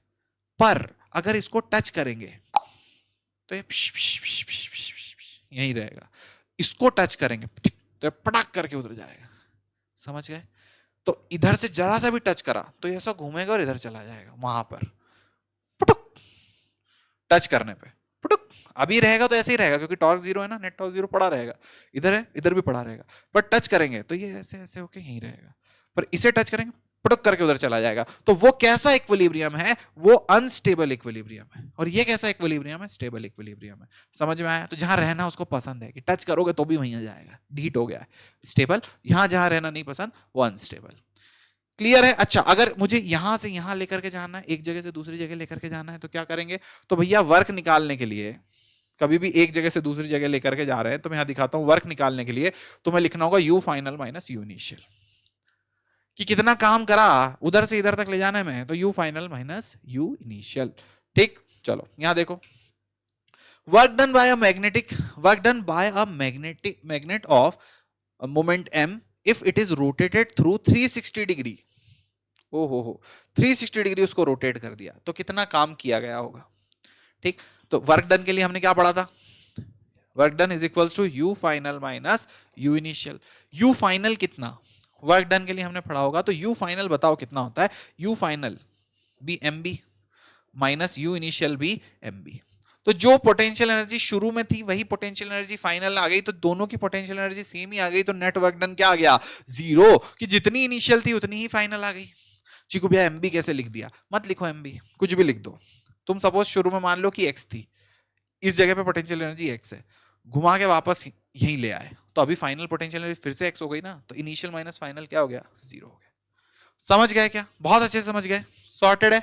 चलो, अब क्या इलेक्ट्रिक फील्ड के बीच में, क्या जो हमारा जो इलेक्ट्रोस्टैटिक है उसके बीच की सिमिलरिटी आपको समझ में आ गई है? क्लियर है? वहां पर हम दो पॉजिटिव और एक नेगेटिव चार्ज से ऐसे बनाते थे, इसे क्या बोलते थे? डाइपोल। यहां पर हमारे पास बार मैग्नेट है, उसे हम क्या बोलते हैं? डाइपोल। वहां पर हम इलेक्ट्रिक फील्ड रखा करते थे, यहां पर हम क्या रखते हैं? मैग्नेटिक फील्ड रखते हैं। ठीक है, मैग्नेटिक फील्ड रखते हैं। वहां पे टॉर्क क्या होता था? पी क्रॉस ई होता था। यहां पे टॉर्क क्या होता है? एम क्रॉस बी होता है। वहां पे पोटेंशियल एनर्जी क्या हुआ करती थी? जल्दी से बता दो। माइनस पी डॉट ई हुआ करती थी। और यहां पर पोटेंशियल एनर्जी कितनी होती है? P minus M dot B होती है, minus M dot B. Okay, अब ये टी, ये यू, ये वेक्टर नहीं होता, स्केलर होता पोटेंशियल एनर्जी। वर्क डन अगर हमें पता करना है तो हम क्या करेंगे? वर्क डन के लिए वही potential energy final minus potential energy initial. यहां भी वर्क डन के लिए potential energy final, you final minus U initial. Sorted है भाई, हर एक चीज तुम्हें बहुत अच्छे से सॉर्टेड हो गई, दोनों का अंदर समझ में आ गया, सिमिलरिटी समझ में आ गई क्या? काफी अच्छे से। चलो, अब देखते हैं आखिरी चीज इस पूरे पार्ट की। जो पहला पार्ट था हमारा मैग्नेटिज्म, उसे हम खत्म करते हैं। उसमें हम देखेंगे भैया गॉस लॉ। तो मैग्नेटिज्म के अंदर गॉस लॉ, क्या तुम्हें याद है बेटा गॉस लॉ कहां से शुरू हुआ था?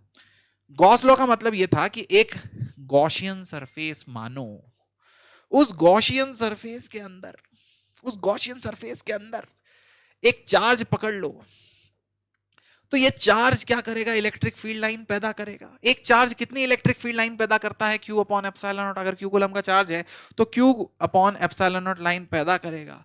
उतनी ही लाइन जितनी इसने पैदा करी वो सारी की सारी निकल के बाहर जाएंगी। तो किससे बाहर जाएंगी? इस सरफेस से बाहर जाएंगी। जो सरफेस कौन सी है? Gaussian surface. तो भैया गॉसियन सरफेस से कितनी इलेक्ट्रिक फील्ड लाइन जाएंगी, बाहर जाएंगी? जो जितनी इस चार्ज ने पैदा करी है।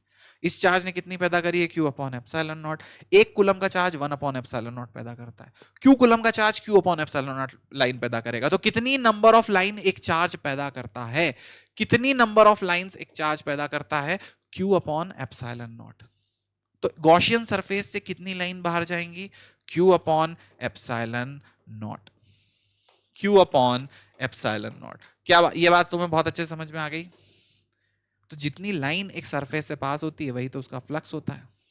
तो flux passing from a closed body was defined by Q upon epsilon not. तो भैया गॉस लॉ हमें क्या बताता था? गॉस लॉ हमें बताता था फ्लक्स पासिंग फ्रॉम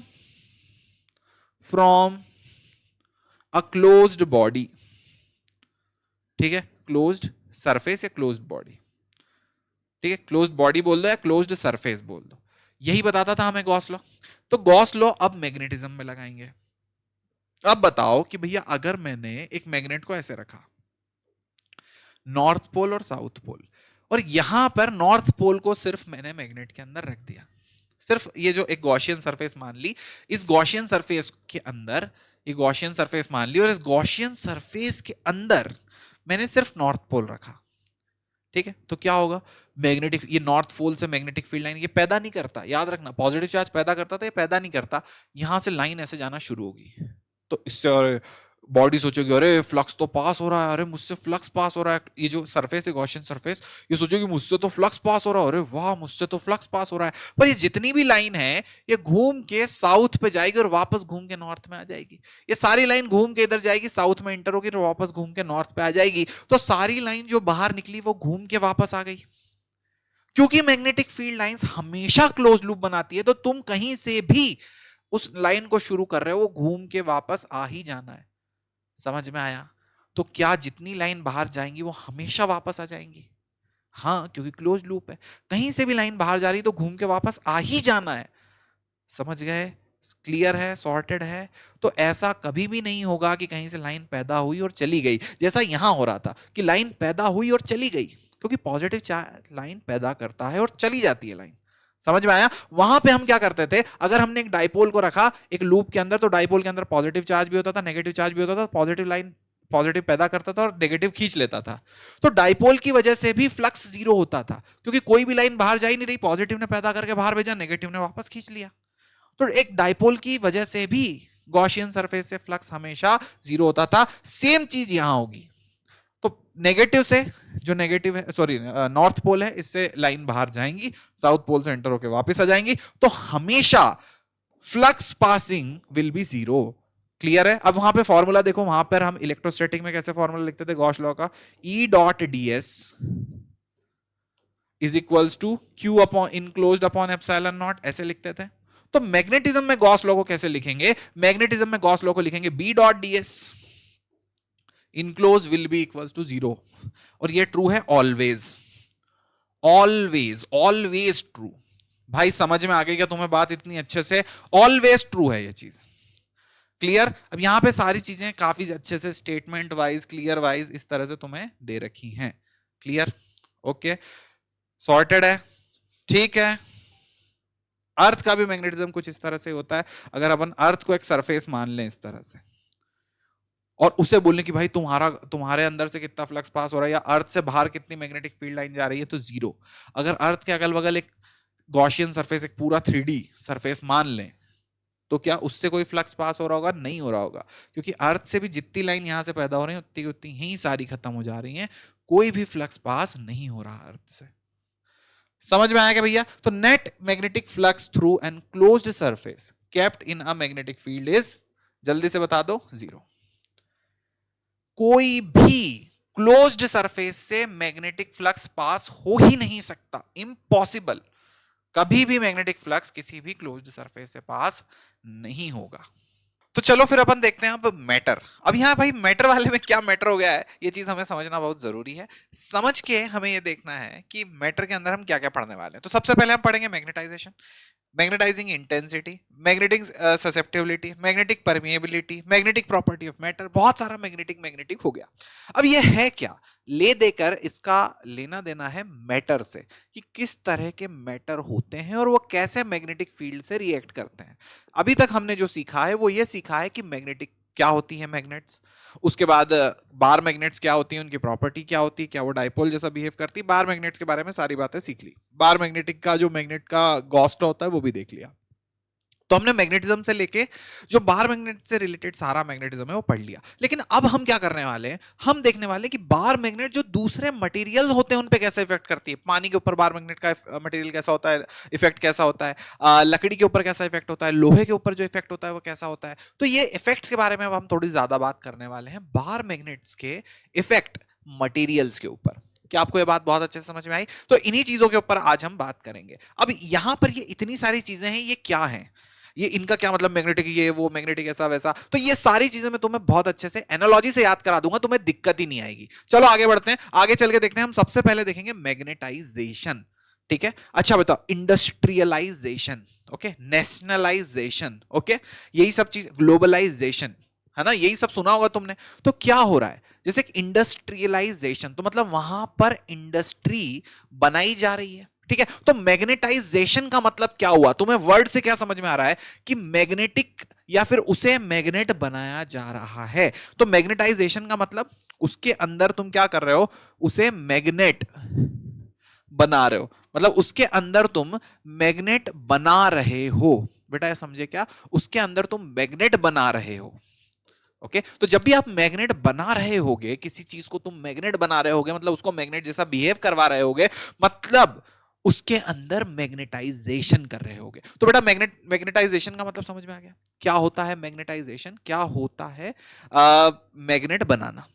ओके, अब मैग्नेट बनाने के लिए क्या करेंगे, तो कभी भी किसी चीज को मैग्नेट बनाना है, मतलब इसको हमें एक मैग्नेटिक डाइपोल बनाना है। क्लियर है? अगर हम किसी चीज को मैग्नेट बनाना चाहते हैं, मतलब एक ऑब्जेक्ट है, हम चाहते हैं मैग्नेट बन जाए, मतलब ये क्या बन जाए, एक मैग्नेटिक डाइपोल बन जाए। क्लियर? मतलब इसके अंदर कुछ ना कुछ मैग्नेटिक डाइपोल मूवमेंट डेवलप हो जाए। हाँ या ना, हाँ या ना, हाँ या ना, यही तो बात थी। अगर हम किसी चीज को मैग्नेट बनाना चाह रहे हैं, मतलब उसके अंदर मैग्नेटाइजेशन करना चाह रहे हैं, मतलब हम उसके अंदर मैग्नेटिक डाइपोल मूवमेंट डालना चाह रहे हैं। समझ रहे हो? तो इंडस्ट्रियलाइजेशन करना चाह रहे हैं, मतलब उस जगह पर इंडस्ट्री बनना चाह रही है, मतलब वहां पर हम इंडस्ट्री डालना चाह रहे हैं। मैग्नेटाइजेशन करना चाह रहे हैं, मतलब उसके अंदर उसे मैग्नेट बनाना चाह रहे हैं, मतलब उसके अंदर मैग्नेटिक डाइपोल मोमेंट डेवलप करना चाह रहे हैं। समझ रहे हो क्या बातें? तो यही बातें हैं कि मैग्नेटिक डाइपोल मोमेंट कहीं पर पैदा करना होता है मैग्नेटाइजेशन। समझ रहे हो क्या? कोई दिक्कत परेशानी समस्या नहीं है? तो अगर यहां पर एक मटेरियल रखा हुआ है और इस मटेरियल पर मैग्नेटिक फील्ड आई ऐसे, ठीक है, तो बाहर से एक मैग्नेटिक फील्ड आई ऐसे ऐसे ऐसे ऐसे ऐसे, अब ये मैग्नेटिक फील्ड इस मटेरियल के अंदर आ गई। अब ये मटेरियल के अंदर मैग्नेटिक फील्ड जाके क्या करेगी? मटेरियल को बोलेगी सुनो सुनो सुनो सुनो सुनो, मैग्नेट बन जाओ, बहुत फायदा है जीवन में। हर लोहा सिक्का ये जिसके पीछे दुनिया भागती है दौड़ के तुम्हारे पास आएगा। ठीक है, समझ में आया तुम्हें? तो भैया जब भी मैग्नेट है कहीं पर, कौन है? मैग्नेट है कहीं पर, या फिर कोई ऐसा कोई फील्ड है कहीं पर, और वो फील्ड किसी मटेरियल के अंदर जाती है, तो उस मटेरियल को क्या करती है? मैग्नेटाइज करती है। उस मटेरियल को बोलती है मैग्नेट बन जा, मैग्नेट बन जा, मैग्नेट बन जा। समझ में आया? अब वो मटेरियल कैसे बिहेव करेगा ये डिपेंड करेगा कि वो मटेरियल कैसा है। पर तुम्हें ये बात समझ में आ गई कि भैया मैग्नेटाइजेशन का मतलब क्या हुआ? मैग्नेटाइजेशन का मतलब हुआ अंदर मैग्नेटिक डाइपोल मोमेंट पैदा करना। ठीक, अब मैग्नेटाइजेशन एम, ध्यान से देखना, मैग्नेटाइजेशन एम का जो डेफिनेशन है वो ये है कि कितना मैग्नेटिक डाइपोल मोमेंट पैदा करा तुमने पर यूनिट वॉल्यूम में। समझ में आया? तो मैग्नेटाइजेशन मींस कितना मैग्नेटिक डाइपोल मोमेंट तुमने नेट पैदा करा पर यूनिट वॉल्यूम में। This is defined as magnetisation. समझ में आया? तो कोई मटेरियल के अंदर कुछ ना कुछ है, समझ में आ रहा है? कोई मटेरियल के अंदर कुछ ना कुछ डाइपोल्स बने हुए हैं, कोई ना कोई चीजें बनी हुई हैं। अब इसके अंदर कोई ना कोई इलेक्ट्रॉन्स हैं जो घूम रहे हैं, जिनकी वजह से इसका कुछ ना कुछ मैग्नेटिक डाइपोल, चलता हुआ चार्ज मैग्नेटिक फील्ड बनाता है। तो इसके अंदर कोई ना कोई इलेक्ट्रॉन हैं जो घूम रहे हैं, जिनकी वजह से एक मटेरियल के अंदर, एक एटम के अंदर हमेशा कुछ ना कुछ मैग्नेटिक डाइपोल मोमेंट होता है। अब क्या होता है कि जब भी हम इलेक्ट्रिक फील्ड, जब भी हम मैग्नेटिक फील्ड लगाते हैं, तो उस मैग्नेटिक डाइपोल मोमेंट का जो ओरिएंटेशन है वो चेंज हो जाता है। जो यहाँ पे अंदर ऐसे एरोज बने हुए हैं, इनका ओरिएंटेशन है वो चेंज हो जाता है, और एक नेट मैग्नेटिक डाइपोल मोमेंट बनता है। हमें कितना क्या डिटेल में कैसे बन रहा है, क्यों बन रहा है, इसमें ज्यादा डिटेल में नहीं जाना। हमें बस ये समझना है कि अगर कहीं पर मैग्नेटाइजेशन हो रहा है, मतलब वहां पर मैग्नेटिक डाइपोल मोमेंट बन रहा है पर यूनिट वॉल्यूम। कितना मैग्नेटाइजेशन की क्वांटिटी क्या होगी? तो मैग्नेटाइजेशन होगा कि कितना तुमने नेट मैग्नेटिक डाइपोल मोमेंट बना दिया अपॉन वॉल्यूम। क्या यह समझ में आ गया मैग्नेटाइजेशन क्या होता है? सॉर्टेड है? ठीक है। अब यहां देखो मैग्नेटिक इंटेंसिटी। ओके, तो हमने अभी जस्ट बात करी थी कि ऐसे फील्ड बाहर से आती है, और फील्ड बाहर से आती है और एक मटेरियल के अंदर जाती है, इस मटेरियल के अंदर जा करके कुछ ना कुछ मैग्नेटाइजेशन करती है। तो जो फील्ड बाहर से जाके अंदर मैग्नेटाइजेशन कर रही है, जो फील्ड बाहर से जाके अंदर मैग्नेटाइजेशन कर रही है, वो फील्ड कौन सी है? Magnetic intensity. वो फील्ड कौन सी है? Magnetic intensity. इसकी जो फील्ड की इंटेंसिटी होगी इसे हम बोलेंगे मैग्नेटिक इंटेंसिटी। ओके, या फिर मैग्नेटाइजिंग फील्ड इंटेंसिटी। तो ये बाहर वाली फील्ड है, इसकी मैग्नेटाइजिंग फील्ड, मतलब ये मैग्नेटाइजिंग कर रही है ना, ये कर रही है उसको मैग्नेटाइज, इसकी जो इंटेंसिटी होगी वही होगी मैग्नेटाइजिंग फील्ड इंटेंसिटी। जो अंदर हुआ वो मैग्नेटाइजेशन, बाहर से जो किया गया वो मैग्नेटाइजिंग। बेटा ये समझ में आ रहा तुम्हें? तो यही टर्म्स का खेल है। बाहर वाली फील्ड की इंटेंसिटी होगी मैग्नेटाइजिंग फील्ड इंटेंसिटी या मैग्नेटिक इंटेंसिटी। इतना क्लियर है? बहुत अच्छे से क्लियर है। अब मैं तुम्हें समझाता हूं कि ऐसा समझो कि यहां यहां बाहर से कोई गया और इधर जा करके उसने क्या बनाया? एम बनाया। एम मतलब इसके अंदर मैग्नेटाइजेशन। उस एम को अभी के लिए क्या मैं मोमोज बोल सकता हूं?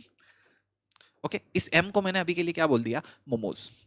ठीक, अब यहां बाहर से जो गया उसको मैंने बोल दिया कि सपोज इसका नाम है हिमांशु। ओके, हिमांशु। अब हिमांशु अंदर गया और हिमांशु क्या बना रहा है? मोमोज बना रहा है। तो जो बाहर से गया वो कौन है? हिमांशु। और इस ऑब्जेक्ट या दुकान या शहर, इस ऑब्जेक्ट, इस जगह को एक शहर मान लो, इस शहर के अंदर जाके वो मोमोज बना रहा है, बेच रहा है। सॉर्टेड है? तो भैया सबसे पहले मैग्नेटाइजेशन क्या है? मोमोज बनाना।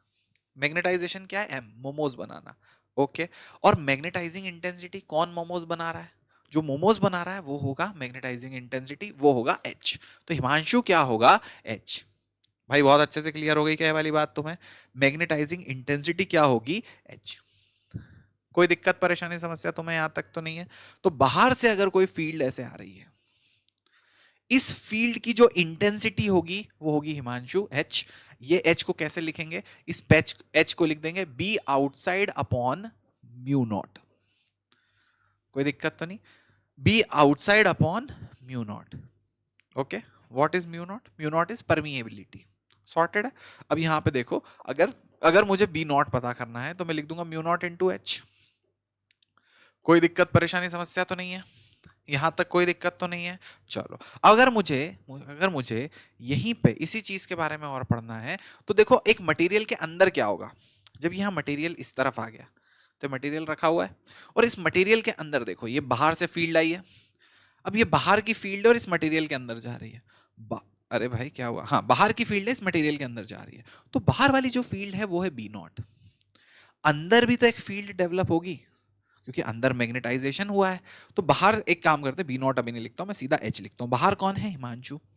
हिमांशु अंदर गया तो अंदर हिमांशु तो है ही। मोमोज भी तो बना दी हिमांशु ने। तो कौन एग्जिस्ट कर रहा है? हिमांशु किसके साथ? मोमोज के साथ। तो ये जो अंदर ही अंदर है वो कौन है? एम।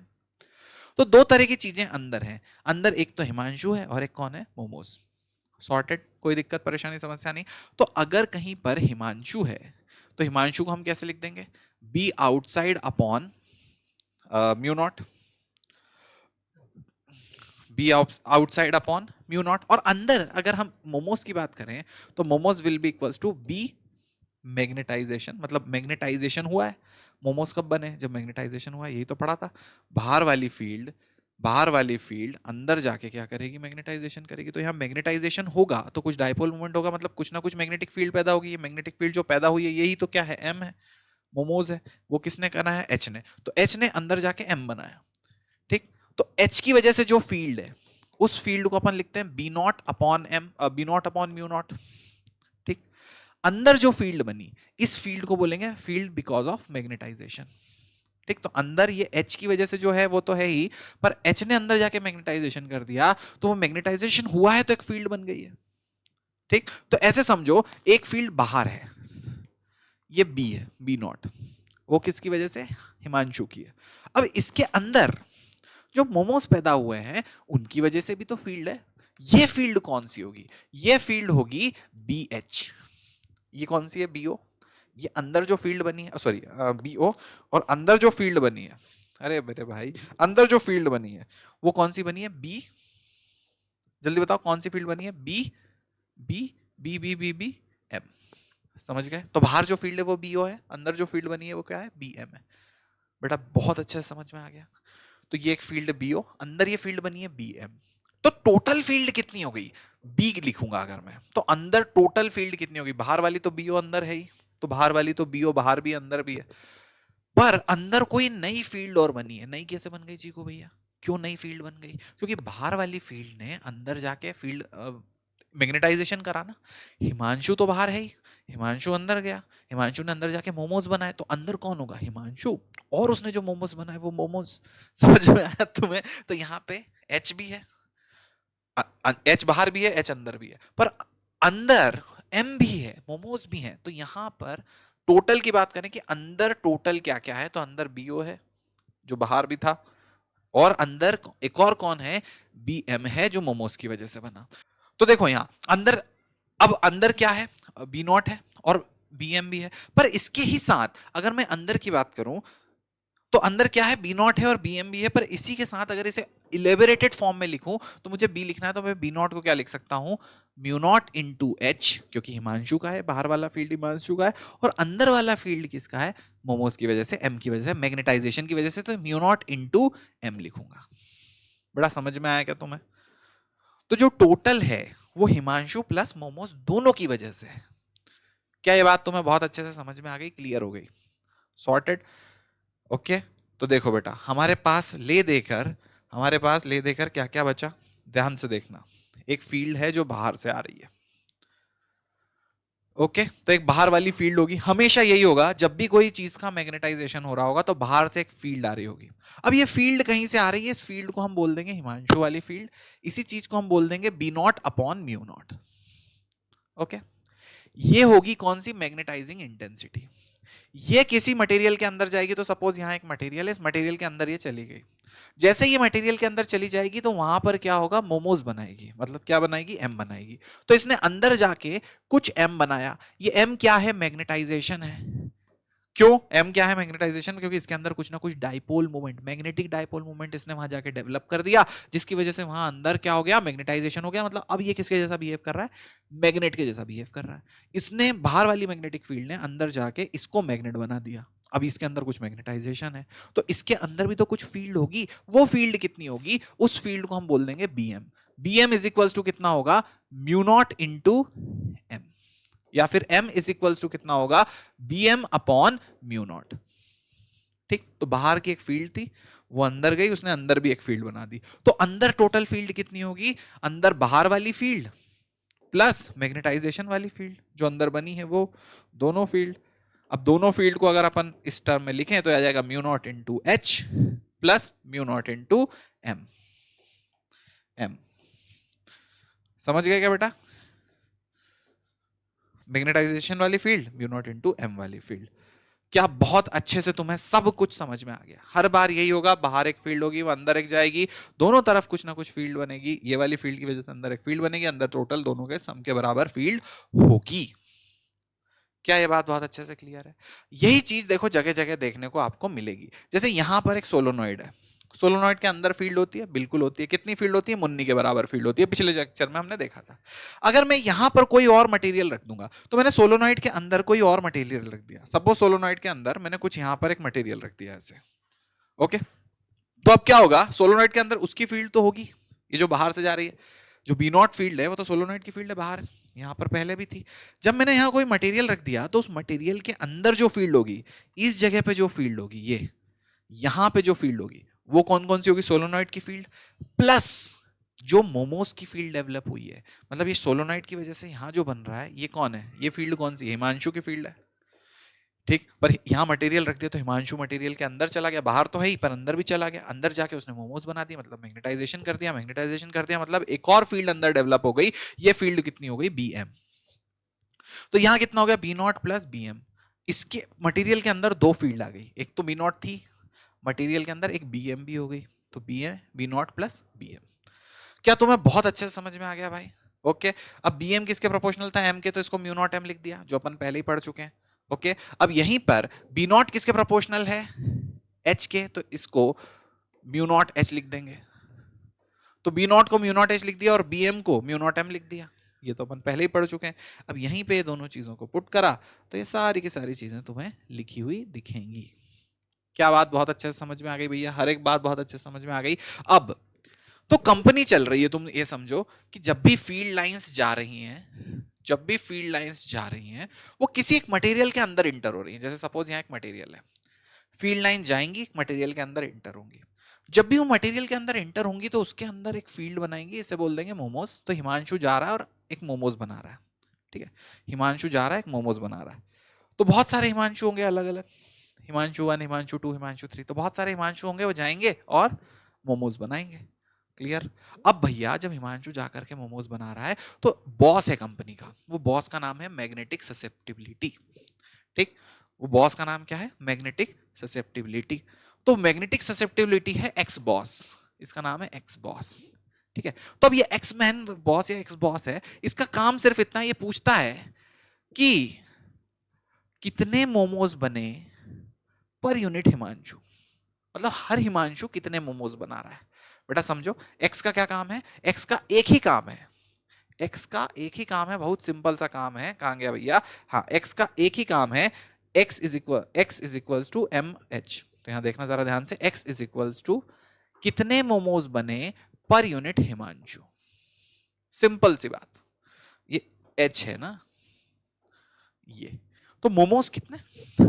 m, हिमांशु कितना? h। यहां पे तुम्हें बताना है कितना x, क्या बता रहा है? ससेप्टिबिलिटी क्या पूछ रहा है? पर यूनिट हिमांशु, हर हिमांशु कितने मोमोज बना रहा है, तो m अपॉन h। ओके, तो ये फील्ड जा रही है, अंदर m बन रहा है, तो कितना m बन रहा है per unit h। That is what susceptibility is asking, magnetic susceptibility. Clear? पहली चीज समझ में आ गई, मैग्नेटिक ससेप्टिबिलिटी। तो यहां पर एक्सटर्नल फैक्टर पे कौन सोलोनॉइड वगैरह या फिर बाहर वाला जो सोलोनॉइड है वो क्या है, current in solenoid external factor है, उस पर कौन डिपेंड कर रहा है, एच डिपेंड कर रहा है। और स्पेसिफिक नेचर ऑफ मटेरियल, तो मटेरियल का नेचर कैसा है उस पर कौन डिपेंड कर रहा है, एम डिपेंड कर रहा है, क्योंकि एम मटेरियल के अंदर पैदा हो रहा है ना, एम अंदर पैदा हो रहा है, तो एम कितना पैदा होगा, कैसे पैदा होगा, ये किस पे डिपेंड कर रहा है, मटेरियल पर, क्योंकि हिमांशु तो हर जगह सेम है ना, बाहर वाला जो एच है वो हर जगह सेम है, अंदर एम कितना पैदा हो रहा है, मोमोज कितने पैदा हो रहे हैं, वो डिपेंड कर रहा है यहां पर ये मटेरियल कैसा है। क्लियर है भाई? ओके, तो यही चीज यहां पे बताई गई है, दोनों चीजों का ये रिश्ता बताया गया है। तो मैग्नेटिक ससेप्टिबिलिटी आई थिंक आप लोगों को बहुत अच्छे से क्लियर है कि X M will be equals to किसके बराबर होगा, मोमोज पर यूनिट हिमांशु। प्रत्येक हिमांशु कितने मोमोज बना रहा है, सपोज कहीं पे एक्स जो एम है वो 100 है ना, और हिमांशु जो है वो 10 है, तो ससेप्टिबिलिटी कितनी आ गई, 10 हिमांशु ने 100 मोमोज बनाए। तो यहां पर तुम क्या बोलोगे, तुम सिंपल सी बात बोलोगे कि भैया ससेप्टिबिलिटी आ जाएगी 10, मतलब हर हिमांशु 10 मोमोज बना रहा है, क्योंकि m की वैल्यू कितनी है 100, h की वैल्यू कितनी है 10, ये कितना आ गया 10, xm कितना आ गया 10। क्या तुम्हें बहुत अच्छे से समझ में आ गई बात, मैग्नेटिक ससेप्टिबिलिटी वाला कॉन्सेप्ट तुम्हें क्लियर है? ओके, सॉर्टेड है, चलो। अच्छा, इसी चीज को ऐसे भी लिख सकते हैं क्या, मैग्नेटिक ससेप्टिबिलिटी को ऐसे भी लिख सकते हैं क्या कि अगर मैं इसे म्यू नॉट m और म्यू नॉट h लिख दूं, दो ऊपर नीचे म्यू नॉट से मल्टीप्लाई कर दूं, तो ये क्या हो जाएगा, B M upon B naught हो जाएगा क्या, तो B M upon B naught will be equals to magnetic susceptibility. Is it correct, sorted, clean? Okay, चलो अब यहां देखो, मैग्नेटिक ससेप्टिबिलिटी हमें क्लियर है काफी अच्छे तरह से। अगर मैं इस चीज को लिखूं, टोटल मैग्नेटिक फील्ड को लिखूं, तो टोटल मैग्नेटिक फील्ड कितनी थी याद है, B naught plus B M. इसको तुम क्या लिखते थे याद है, सोचो जरा, यहां पर बी नॉट को हम लिख देते थे mu naught into mu naught, ध्यान से देखो, इस चीज को हम क्या लिखते थे, mu naught into H Himanshu, क्योंकि बाहर वाली थी आउटसाइड, और ये बी एम था, एम को क्या लिखते थे, म्यू नॉट इंटू एम, इसे मैंने बाहर ले लिया, तो ये टोटल मैग्नेटिक फील्ड है। टोटल मैग्नेटिक फील्ड में अगर मैंने म्यू नॉट को बाहर लिया तो एच एम, ओके, एच को बाहर ले लिया तो बी इज इक्वल्स टू कितना आ गया, म्यू नॉट एच एम। तो यहां देखना जरा ध्यान से, अगर मैंने h को भी बाहर ले लिया तो आ जाएगा 1 plus M upon H multiplied with h। इस चीज को क्या लिख सकते हैं, x, तो mu naught 1 plus x into H. Okay भाई, तो x क्या है, ससेप्टिबिलिटी। कोई दिक्कत परेशानी समस्या यहां तक हमें नहीं है, कूल, क्लियर, क्लीन। अब देखो भाई कि मैग्नेटिक ससेप्टिबिलिटी में अगर यहां पे हमने मटेरियल डाला है, इस जगह एक मटेरियल डाला है, तो उस मटेरियल का क्या होगा, म्यू आर होगा। तो ये बात समझिएगा कि अगर हम मटेरियल डाल रहे हैं तो हमेशा म्यू नॉट की जगह म्यू नॉट नहीं डलेगा, फिर क्या डलेगा, म्यू डलेगा।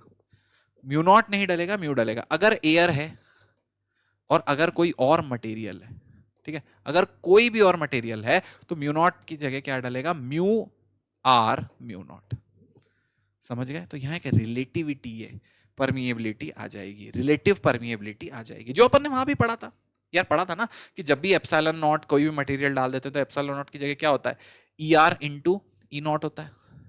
अगर कहीं मटेरियल आ गया तो जब एयर होती है तो ई आर की वैल्यू क्या हो जाती है, 1 हो जाती है। जब भी वैक्यूम होता है तो ई आर की वैल्यू क्या हो जाती है, 1 हो जाती है। सेम यहां पर म्यू के साथ, म्यू आर के साथ है, ठीक। तो अगर तुमने सोलोनॉइड के बीच में कोई मटेरियल डाल दिया, मतलब सोलोनॉइड तो अच्छी वाली बीच में मैग्नेटिक फील्ड बना रही थी, तुमने वहां मटेरियल डाल दिया, मटेरियल डालने से क्या हो गया कि उस जगह पर मैग्नेटिक फील्ड इंटेंसिटी कुछ चेंज हो गई।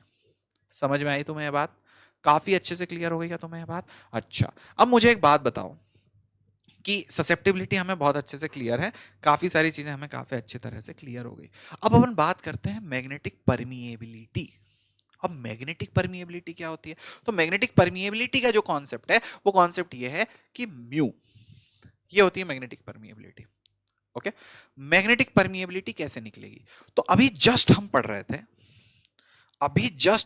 थे कि B is equals to magnetic field is equals to, ऐसे लिखते हैं, B naught plus B M, ये लिखते हैं। अगर मैं यहीं पर मैग्नेटिक परमिएबिलिटी में सपोज कोई सोलोनॉइड है, इसके अंदर यहां एक फील्ड होगी, पर अगर मैंने यहां कोई मटेरियल भर दिया, ऐसे सोलोनॉइड है, इसके बीच में क्या होगी, फील्ड होगी, और फील्ड के अंदर मैंने यहां पर सपोज ऐसे कोई एक मटेरियल भर दिया, ओके, तो यहां जब मैंने मटेरियल भरा तो ये बी आ गया। अब बी नॉट की जगह क्या लिखूंगा मैं, म्यू।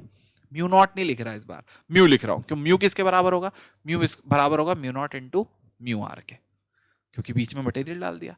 तो हमने लिखा mu B is equals to mu की जगह, म्यू नॉट की जगह म्यू लिखा, इंटू एच प्लस, इसे क्या लिखूंगा, म्यू इंटू यहां पे हमने लिख दिया क्या, जल्दी से बता दो, जल्दी से बता दो, एम। सॉर्टेड है, तो यहां पे आ गया एच, यहां पे आ गया एम। अब यहां पर देखो एच और इसको पूरा कॉमन निकाल लूंगा तो आ जाएगा म्यू। सॉर्टेड, एच को मैंने कॉमन निकाला तो ये आ गया 1 प्लस एम अपॉन एच, यहां क्या आ गया एच, ये आ गया एच बाहर। तो हमें तो पता है एम अपॉन एच क्या था, मोमोज अपॉन हिमांशु किसके बराबर था, एक्स के बराबर। तो हमने यहां पर लिख दिया mu 1 plus x into H, और यहां सामने क्या है बी। तो ये बी कौन सी है, टोटल। तो अगर मुझे म्यू पता करना है, तो अगर मुझे म्यू पता करना है तो मैं क्या पता करूंगा, अगर मुझे म्यू पता करना है तो मैं क्या पता करूंगा, मैं पता करूंगा बी अपॉन एच। समझ गए क्या, अगर मुझे म्यू पता करना है तो मुझे पता करना है बी अपॉन एच, और वो भी अगर मुझे रिलेटिव परमिएबिलिटी पता करना है तो मुझे पता करना है mu is equals to mu naught mu R, that we equals to B upon H. अगर म्यू नॉट को इधर भेज देता हूं, ध्यान से देखिएगा बेटा, फड़फड़ाइएगा मत है ना, बिल्कुल मैं आखिरी में सब समराइज कर दूंगा। म्यू आर अगर पता करना है तो B upon mu naught H, ठीक है। तो mu is equals to mu naught mu R B by H था, सिर्फ म्यू आर पता करना तो यू को रख दिया, इसको नीचे भेज दिया, तो नीचे ये कितना हो गया, बी अपॉन बी नॉट। समझ रहे हो, समझ रहे हो, तो ये अपन ने पता कर ली रिलेटिव परमिएबिलिटी। ओके, अब जरा ध्यान से देखो क्या हो रहा है इस पूरी कहानी में, ठीक है, क्या हो रहा है इस पूरी कहानी में, मैं पूरी समराइज कर रहा हूं। यहां पे देखो सबसे पहले एक मटेरियल था, हिमांशु गया, ओके, हिमांशु ने इस मटेरियल के अंदर क्या बनाया, मोमोज बनाए, मोमोज बन गए, ठीक है। तो यहां पर ये जो एच था इसने एम को डेवलप करा, तो एच की वजह से जो फील्ड थी वो थी बी नॉट, उसको अपन लिखते थे म्यू नॉट कितना एच, कोई दिक्कत नहीं। यहां अंदर जो फील्ड थी इसे लिख दिया अपन ने बी, कौन सा बी, मैग्नेटाइजिंग, इसे लिख दिया म्यू नॉट एम, कोई दिक्कत नहीं। तो अंदर जो टोटल फील्ड पैदा हुई वो टोटल फील्ड कितनी पैदा हो गई, B naught plus B M. Okay, अब यहां पर जो एक ये था हिमांशु ने बनाया मोमोज। अब जो कंपनी थी उसमें ससेप्टिबिलिटी थी, ससेप्टिबिलिटी ने पूछा, ससेप्टिबिलिटी ने सिंपल एक क्वेश्चन पूछा कि कितने मोमोज बनाए, कितने हिमांशु ने, मतलब कितना बीएम बना, कितना हिमांशु का, मतलब बी नॉट का। दूसरा एक आया बॉस, तो ये बॉस नंबर 1 है और दूसरा बॉस नंबर 2 है। तो बॉस नंबर 2 कौन है, रिलेटिव परमिएबिलिटी। तो रिलेटिव परमिएबिलिटी ने क्या पूछा कि कितना, रिलेटिव परमिएबिलिटी ने क्या पूछा कि कितना टोटल है हिमांशु और मोमोज का बजट या बैलेंस अपॉन कितना बैलेंस है अकेला हिमांशु का। तो total balance upon balance of Himanshu, ये चीज किसके बराबर आ गई, ये चीज आ गई, ये चीज बराबर आ गई किस चीज के, जरा सोचो, रिलेटिव परमिएबिलिटी के। अब रिलेटिव परमिएबिलिटी का अगर अपन यहां से फॉर्मूला निकाल लेंगे, देखो अगर रिलेटिव परमिएबिलिटी का यहां पे फॉर्मूला निकाला, बी की वैल्यू यहां रख दी, म्यू नॉट एच सब की वैल्यू यहां रख दी, तो ये फॉर्मूला जो निकल के आएगा म्यू आर का, ये आ जाएगा 1 प्लस एक्स एम। तो ये एक्स एम है और यहां पे फॉर्मूला आ गया 1 प्लस एक्स एम। बहुत ही ज्यादा सिंपल, पूरा की पूरा जितना भी टॉपिक है वो ये है कि एच है, एच ने जाके बनाया एम, एच को म्यू नॉट से मल्टीप्लाई करते हैं तो बी नॉट बनता है, एम को म्यू नॉट से मल्टीप्लाई करते हैं तो बी एम बनता है, दोनों को ऐड कर देते हैं, दोनों के बी को ऐड कर देते हैं तो बी टोटल बनता है। पूछा क्या जाता है, एक्स एम पूछता है एम अपॉन एच या B M upon B naught, clear, और म्यू आर पूछता है बी अपॉन बी नॉट, मतलब B total upon B naught, मतलब टोटल अंदर कितना है, टोटल बाहर कितना है। तो बाहर सिर्फ बी नॉट है, अंदर कौन है, बी एम बी और बी नॉट भी है, तो अंदर का टोटल बी है, बाहर का टोटल सिर्फ बी नॉट है, तो अंदर का टोटल अपॉन बाहर का टोटल, और ये आ जाता है 1 प्लस एक्स। तो ये एक्स है और ये 1 प्लस एक्स है। खत्म ही हो गई यार, बात खत्म हो गई, समझ में आ गया कि पूरा हो गया पूरा टॉपिक, क्लियर, एकदम sorted. The concept of magnetization helps in, किस चीज के अंदर ये कॉन्सेप्ट ऑफ मैग्नेटाइजेशन हेल्प करता है, चलो आगे देखते हैं इसके ऊपर question. The classification the classifying the material on the basis of their magnetic property. तो हम हर मटेरियल को आप क्लासिफाई कर सकते हैं। कैसे क्लासिफाई करते हैं मैं सिखा रहा हूं, दिखा रहा हूं, तुम्हें सब कुछ साक्षात देख के पता चलेगा। ठीक है, तो magnetic induction along the axis of air coiled solenoid is this. Okay, तो एक एयर कॉइल्ड सोलोनॉइड है, ध्यान से देखना, इसी में तुम्हें अंडरस्टैंडिंग आएगी। और इस तरफ एक इसके एक्सिस पर जो मैग्नेटिक फील्ड है, जो बी नॉट है, मतलब हिमांशु वाली फील्ड जो है वो कितनी है जल्दी बताओ। बी नॉट जो है वो कितना है, 0.03 टेस्ला। सॉर्टेड। अब यहां पे देखो, on placing an iron core inside the solenoid the induction becomes 1.35 Tesla. तो अभी कितना है, इतना। ओके, अब जैसे ही हम यहां पर एक सोलोनॉइड प्लेस के बीच में एक आयरन का कोर प्लेस कर देते हैं, ठीक, तो यहां पर आयरन का कोर प्लेस कर दिया।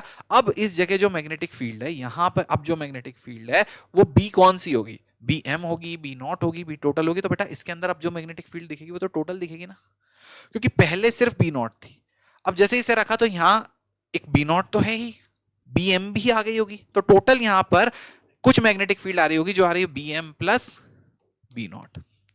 वो कितनी है, वो टोटल तुम्हें दे रखी है 1.5 टेस्ला। बड़ा समझ में आ गया क्या? टोटल फील्ड अब तुम्हें कितनी दे रखी है, 1.5 टेस्ला। अब तुमसे क्या पूछा, तुमसे पूछ लिया रिलेटिव परमिएबिलिटी। क्या तुम बहुत अच्छे से बता सकते हो रिलेटिव परमिएबिलिटी क्या होगी? तुम्हें पता है म्यू आर होगा बी अपॉन बी नॉट, अंदर की टोटल अपॉन बाहर की टोटल। मतलब बाहर कितनी है, बी नॉट है, और इसके अंदर कितनी है, B M plus B naught है।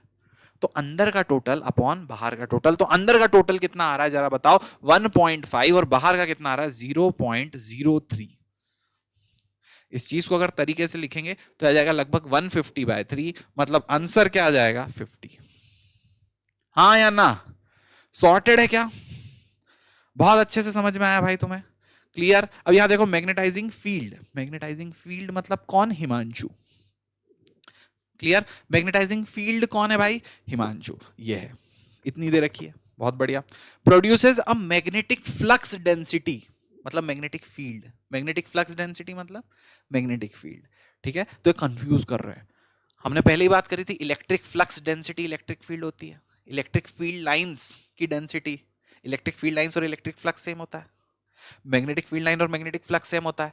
तो इलेक्ट्रिक फील्ड लाइंस की डेंसिटी इलेक्ट्रिक फील्ड इंटेंसिटी होती है, और मैग्नेटिक फील्ड लाइंस की डेंसिटी मैग्नेटिक फील्ड इंटेंसिटी होती है।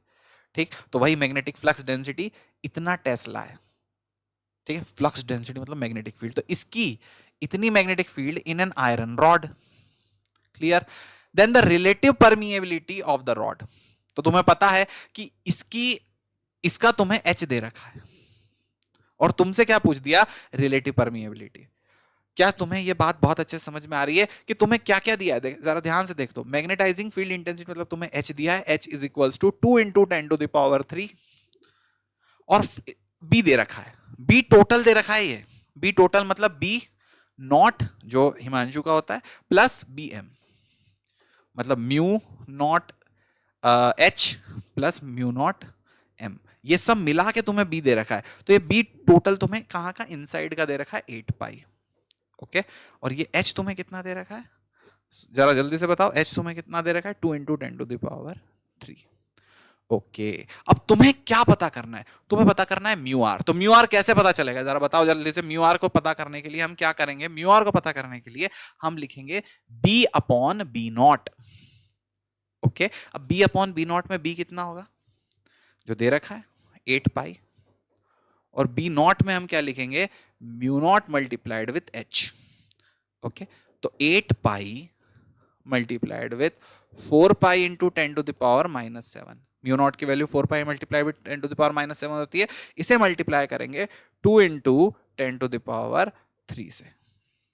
भैया सॉर्टेड है क्या? क्या तुम्हें सॉर्टेड है? आंसर दिख रहा है साफ साफ, देख लो। इससे ये 2 बार गया और 2 से 2 कट गया, उधर 10⁻⁻7 है, एक तरफ 10⁻3 है, आंसर 10⁻4 दिख रहा होगा।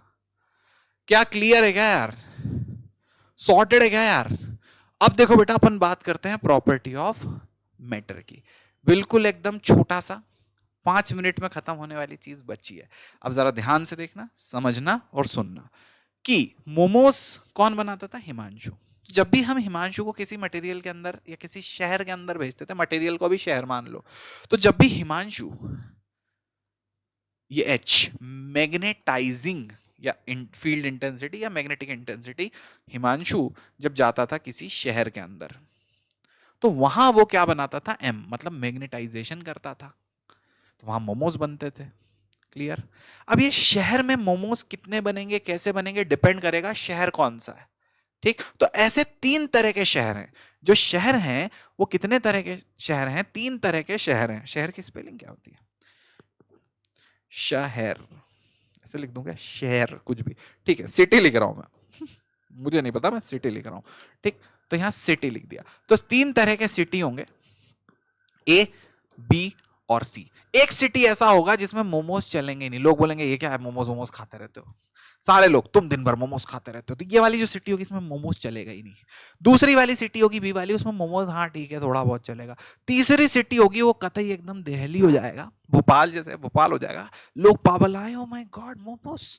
ठीक है, तो तीसरी वाली सिटी में मोमोज खूब चलेगा, ऐसा चलेगा एक बनाओगे लोग 10 का एक, 10 के एक खाएंगे, 100 का एक मोमो, 100 रुपए का, सॉरी 20 रुपए का एक मोमो खाएंगे लोग, अलग ही लेवल पे मोमो चलेगा। समझ में आया? तो यहाँ मोमो नहीं चल रहा, नुकसान हो गया। यहाँ मोमो मस्त चल रहा है, और यहाँ यहाँ मोमोज ऐसा चल रहा है कि भाई क्रेजी। तो यहाँ नुकसान हो गया, यहाँ थोड़ा, और यहाँ मस्त, एकदम मस्त, खतरनाक मस्त। सॉर्टेड है। तीन तरह की सिटीज हैं। ओके, अब जो मालिक होगा ससेप्टिबिलिटी, और एक मालिक होगा रिलेटिव परमिएबिलिटी। दो मालिक है, दोनों मालिक सवाल करेंगे। तो अपन एक, दो और तीन सिटी के अंदर की बात करेंगे। तो यहां मोमोज में नुकसान हो जाएगा, तो एम जो है, एम की वैल्यू वो नेगेटिव आएगी क्योंकि मोमोज में नुकसान हो गया। यहां पर एम की वैल्यू पॉजिटिव आएगी, ठीक है, क्योंकि ये थोड़ा सा फायदा हुआ। और यहां जो एम की वैल्यू है वो बहुत ही बड़ी आएगी। ठीक, ओके, चलो अब अपन देखते हैं। यहां पर एम होगा, जो एम होगा वो नेगेटिव होगा, यहां पर जो एम होगा वो पॉजिटिव होगा। ठीक है, पर यहां पर जो एम होगा वो बहुत बहुत ज्यादा बड़ा होगा जीरो से, मतलब बहुत ही ज्यादा मोमोज का बोल वाला होगा। सॉर्टेड? तो यहां पर जो मैग्नेटाइजेशन होगा वो अपोजिट डायरेक्शन में हो जाएगा। ठीक, यहां पर जो मैग्नेटाइजेशन होगा थोड़ा सा होगा, सही डायरेक्शन में होगा, और यहां पर मैग्नेटाइजेशन जम के होगा। ठीक, तो चलो देखते हैं तीन तरह के मटेरियल कौन कौन से हैं। तो सबसे पहले ये जो सिटी वाला एग्जांपल है, ये एक्चुअल में तीन मटेरियल होंगे। ओके, अब इन तीन मटेरियल के अंदर क्या होगा, ध्यान से देखना बेटा, इन तीन मटेरियल के अंदर क्या होगा।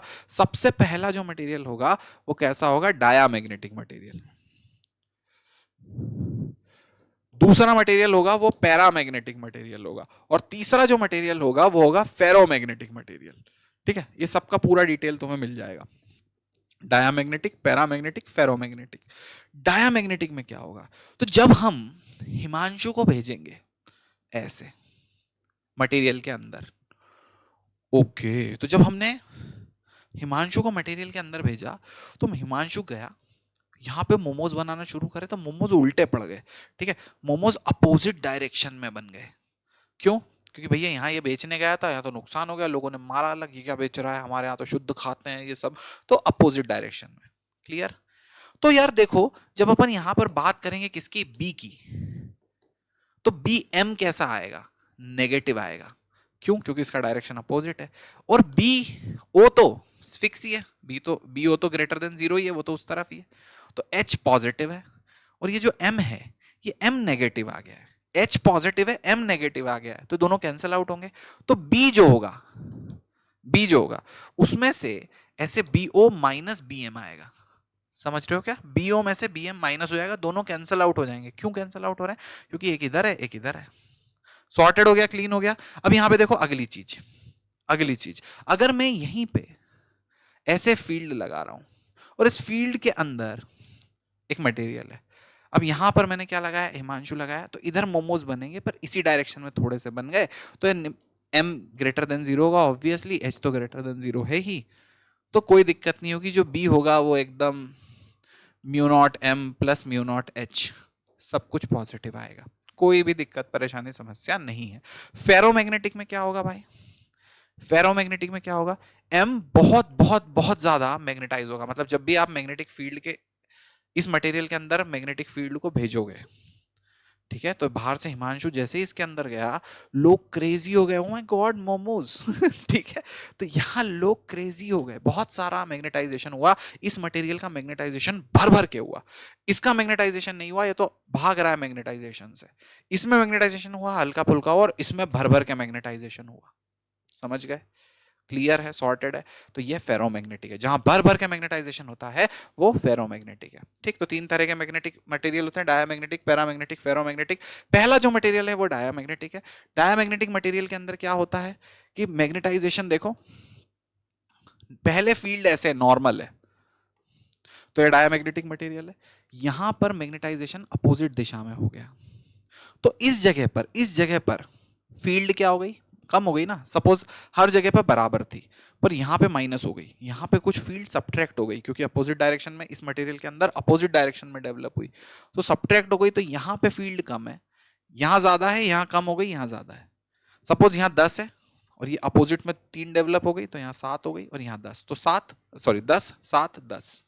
समझे कि बाहर सपोज 10 है और अंदर 3 ऐसे आई है, तो बाहर वाली तो 10 इस तरफ जा रही है और अंदर वाली यहां पे 10 10 ऐसे 3 ऐसे, तो अंदर वाली सपोज 3 ऐसे आ गई, तो 10 में से 3 माइनस हुआ, तो अंदर कितनी है, सिर्फ 7 है, बाहर 10 है, अंदर 7 है। क्यों? क्योंकि 3 उल्टी पड़ गई ना, तो अंदर फील्ड कम है, तो लाइन की डेंसिटी भी कम हो जाएगी। तो देखो यहां लाइन की डेंसिटी कम है, यहां लाइन दूर दूर है, दूर दूर है मतलब इस जगह पर फील्ड कम है, यहां फील्ड ज्यादा है, यहां फील्ड कम है, यहां फील्ड ज्यादा है, क्योंकि अंदर वाली फील्ड उल्टी थी, तो इस फील्ड में से माइनस हो गई, तो यहां पे फील्ड कम हो गई, इसलिए इस जगह पर फील्ड जो है वो कम आ रही है, इसीलिए लाइन की डेंसिटी कम।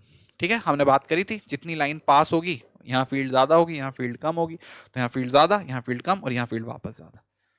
क्या समझ में आ गया? ये कौन सा मटेरियल हो गया हमारा? Diamagnetic material. सॉर्टेड है भैया, तो मैं काफी अच्छे से सॉर्टेड है। इसमें x क्या होगा? 0 से नेगेटिव के बीच में होगा। क्यों नेगेटिव से 0 के बीच में है भैया? क्योंकि m नेगेटिव है, क्योंकि जो m हो अपॉन h होता है मोमोज अपॉन हलवाई, कितने मोमोज पर यूनिट हलवाई, तो मोमोज ही नेगेटिव पड़ गए, मोमोज में नुकसान हो गया, तो मोमोज अपॉन हलवाई क्या आ गया? 0 से छोटा आ गया, और ये 0 में भी -1 से तो बड़ा है, ऐसा नहीं है कि बहुत ही ज्यादा छोटा है, मतलब m अपॉन h, तो यही है x 0 से -1। ठीक है, अब जो रिलेटिव परमिएबिलिटी होता है, रिलेटिव परमिएबिलिटी क्या होता है? रिलेटिव परमिएबिलिटी होता है xm + 1, तो इसमें 1 जोड़ देंगे, दोनों तरफ 1 1 1 जोड़ दिया, तो -1 + 1 = xm + 1 और 0 + 1, तो ये वाली चीज आ जाएगी म्यू r = 0 और ये 1। भैया क्लियर हो गया तुम्हें? ये वाला पॉइंट क्लियर हो गया? तो 1 इस पूरे में 1 जोड़ दिया, x में 1 जोड़ा तो म्यू आर बन गया, 1 -1 में 1 जोड़ा तो 0 बन गया, और ये 1। मतलब रिलेटिव परमिएबिलिटी डायामैग्नेटिक मटेरियल की 0 से 1 के बीच में होगी। मतलब अगर सोलोनॉइड के बीच में डायामैग्नेटिक मटेरियल डालेंगे तो सोलोनॉइड के बीच में मैग्नेटिक फील्ड कम हो जाएगी। याद है, ये सोलोनॉइड है, इसके बीच में एक मटेरियल डाल दिया, अगर ये डायामैग्नेटिक डाला तो यहाँ फील्ड कम हो जाएगी जो पहले से थी। समझ गए? तो अगर सोलोनॉइड के बीच में फील्ड कम करनी है तो क्या डाल दो? डायामैग्नेटिक डाल दो। ओके चलो, तो ये डायामैग्नेटिक इस तरह से दिखता है, फील्ड ऐसे, इसने अपोजिट डायरेक्शन में करा, तो इस जगह पर लाइन दूर दूर हो गई, डेंसिटी कम हो गई, मतलब यहां पर फील्ड कम हो गई। सॉर्टेड। चलो अगली चीज देखते हैं। यहाँ पे देखो, which of the following option correctly represent the diamagnetic material? कौन सा डायामैग्नेटिक को मटेरियल को रिप्रेजेंट करा, जल्दी से बताओ। डायामैग्नेटिक में m नेगेटिव होता है, मतलब x नेगेटिव हो जाता है, x नेगेटिव हो जाता है, तो x नेगेटिव कौन से वाले में दिख रहा है? ऑप्शन में, बी में। सॉर्टेड है, क्लियर है भैया? चलो पैरामैग्नेटिक। पैरामैग्नेटिक में क्या होता है? m बिल्कुल छोटा सा होता है, पॉजिटिव होता है पर बहुत छोटा सा होता है। मतलब यहां पर एक मटेरियल है, इस मटेरियल के लिए इसके ऊपर हिमांशु को भेजा कि जाओ भैया मोमोज बनाओ, तो ये थोड़े से ही मोमोज बना पाया, उतना ज्यादा अच्छा धंधा नहीं चला, पर थोड़ा सा मोमोज बना पाया। तो यहां पर फील्ड की एच की डायरेक्शन में ही थोड़ा सा m बना, तो यहां पर जो b होगा, अगर अपन b देखेंगे तो यहां पर देखो इस तरह से जाएगा ये पूरा, तो इस मटेरियल के आसपास, इस मटेरियल के आसपास जो डेंसिटी होगी वो ज्यादा होगी। क्यों ज्यादा हो रही है भैया मटेरियल के आसपास डेंसिटी? क्योंकि यहां पर इस जगह पर, इस जगह पर फील्ड ज्यादा हो गई है, क्योंकि जिधर H था उधर थोड़ा सा M बन गया है, मतलब पहले सपोज 100 था तो अब 103 हो गया या 105 हो गया, तो यहाँ थोड़ा सा बढ़ गया, तो लाइन थोड़ी थोड़ी पास हो गई, तो यहाँ ज्यादा, यहाँ थोड़ी ज्यादा, यहाँ मतलब कुछ यहाँ से थोड़ा ज्यादा और यहाँ वापस कम हो गया, तो इधर बीच में बढ़ रहा है क्योंकि ये मटेरियल थोड़ा सा खुद भी पैदा कर रहा है। क्लियर? यही चीज इसमें होती है, किसमें? पैरामैग्नेटिज्म में। एवरीथिंग इज सुपर क्लियर भाई। तो पैरामैग्नेटिक मटेरियल मैग्नेटिक फील्ड में जैसे ही उसे रखेंगे कुछ ना कुछ फील्ड पैदा कर देगा।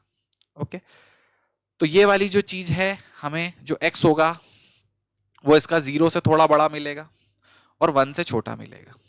ओके, और इसका जो म्यू होगा वो 1 से, क्योंकि x प्लस 1 म्यू होता क्या है, ये म्यू एक्चुअल में म्यू आर जो रिलेटिव है वो एक्चुअल में है क्या, x प्लस 1 ही तो है, तो x में 1 जोड़ देंगे, ससेप्टिबिलिटी में 1 जोड़ देंगे, तो ससेप्टिबिलिटी प्लस 1, तो यहाँ पे 0 प्लस 1 और यहाँ पे, समझ गए क्या आप लोग? बहुत ही ज्यादा अच्छे से समझ गए। ये कितना होगा, 0 से 1 होगा, ये 1 से 2 होगा। Everyone is super super clear. ये e की वैल्यू वही है जो हम e एक पॉजिटिव नंबर मान रहे हैं जो 1 से छोटा है, मैक्सिमम ये 1 तक हो सकता है, e की वैल्यू हम मैक्सिमम मान रहे हैं 1 तक हो सकती है। ओके, अगर 1 नहीं है तो हम e मान लेंगे, एनसीईआरटी में 1 ही दे रखा था, हम 1 लेके चल देंगे।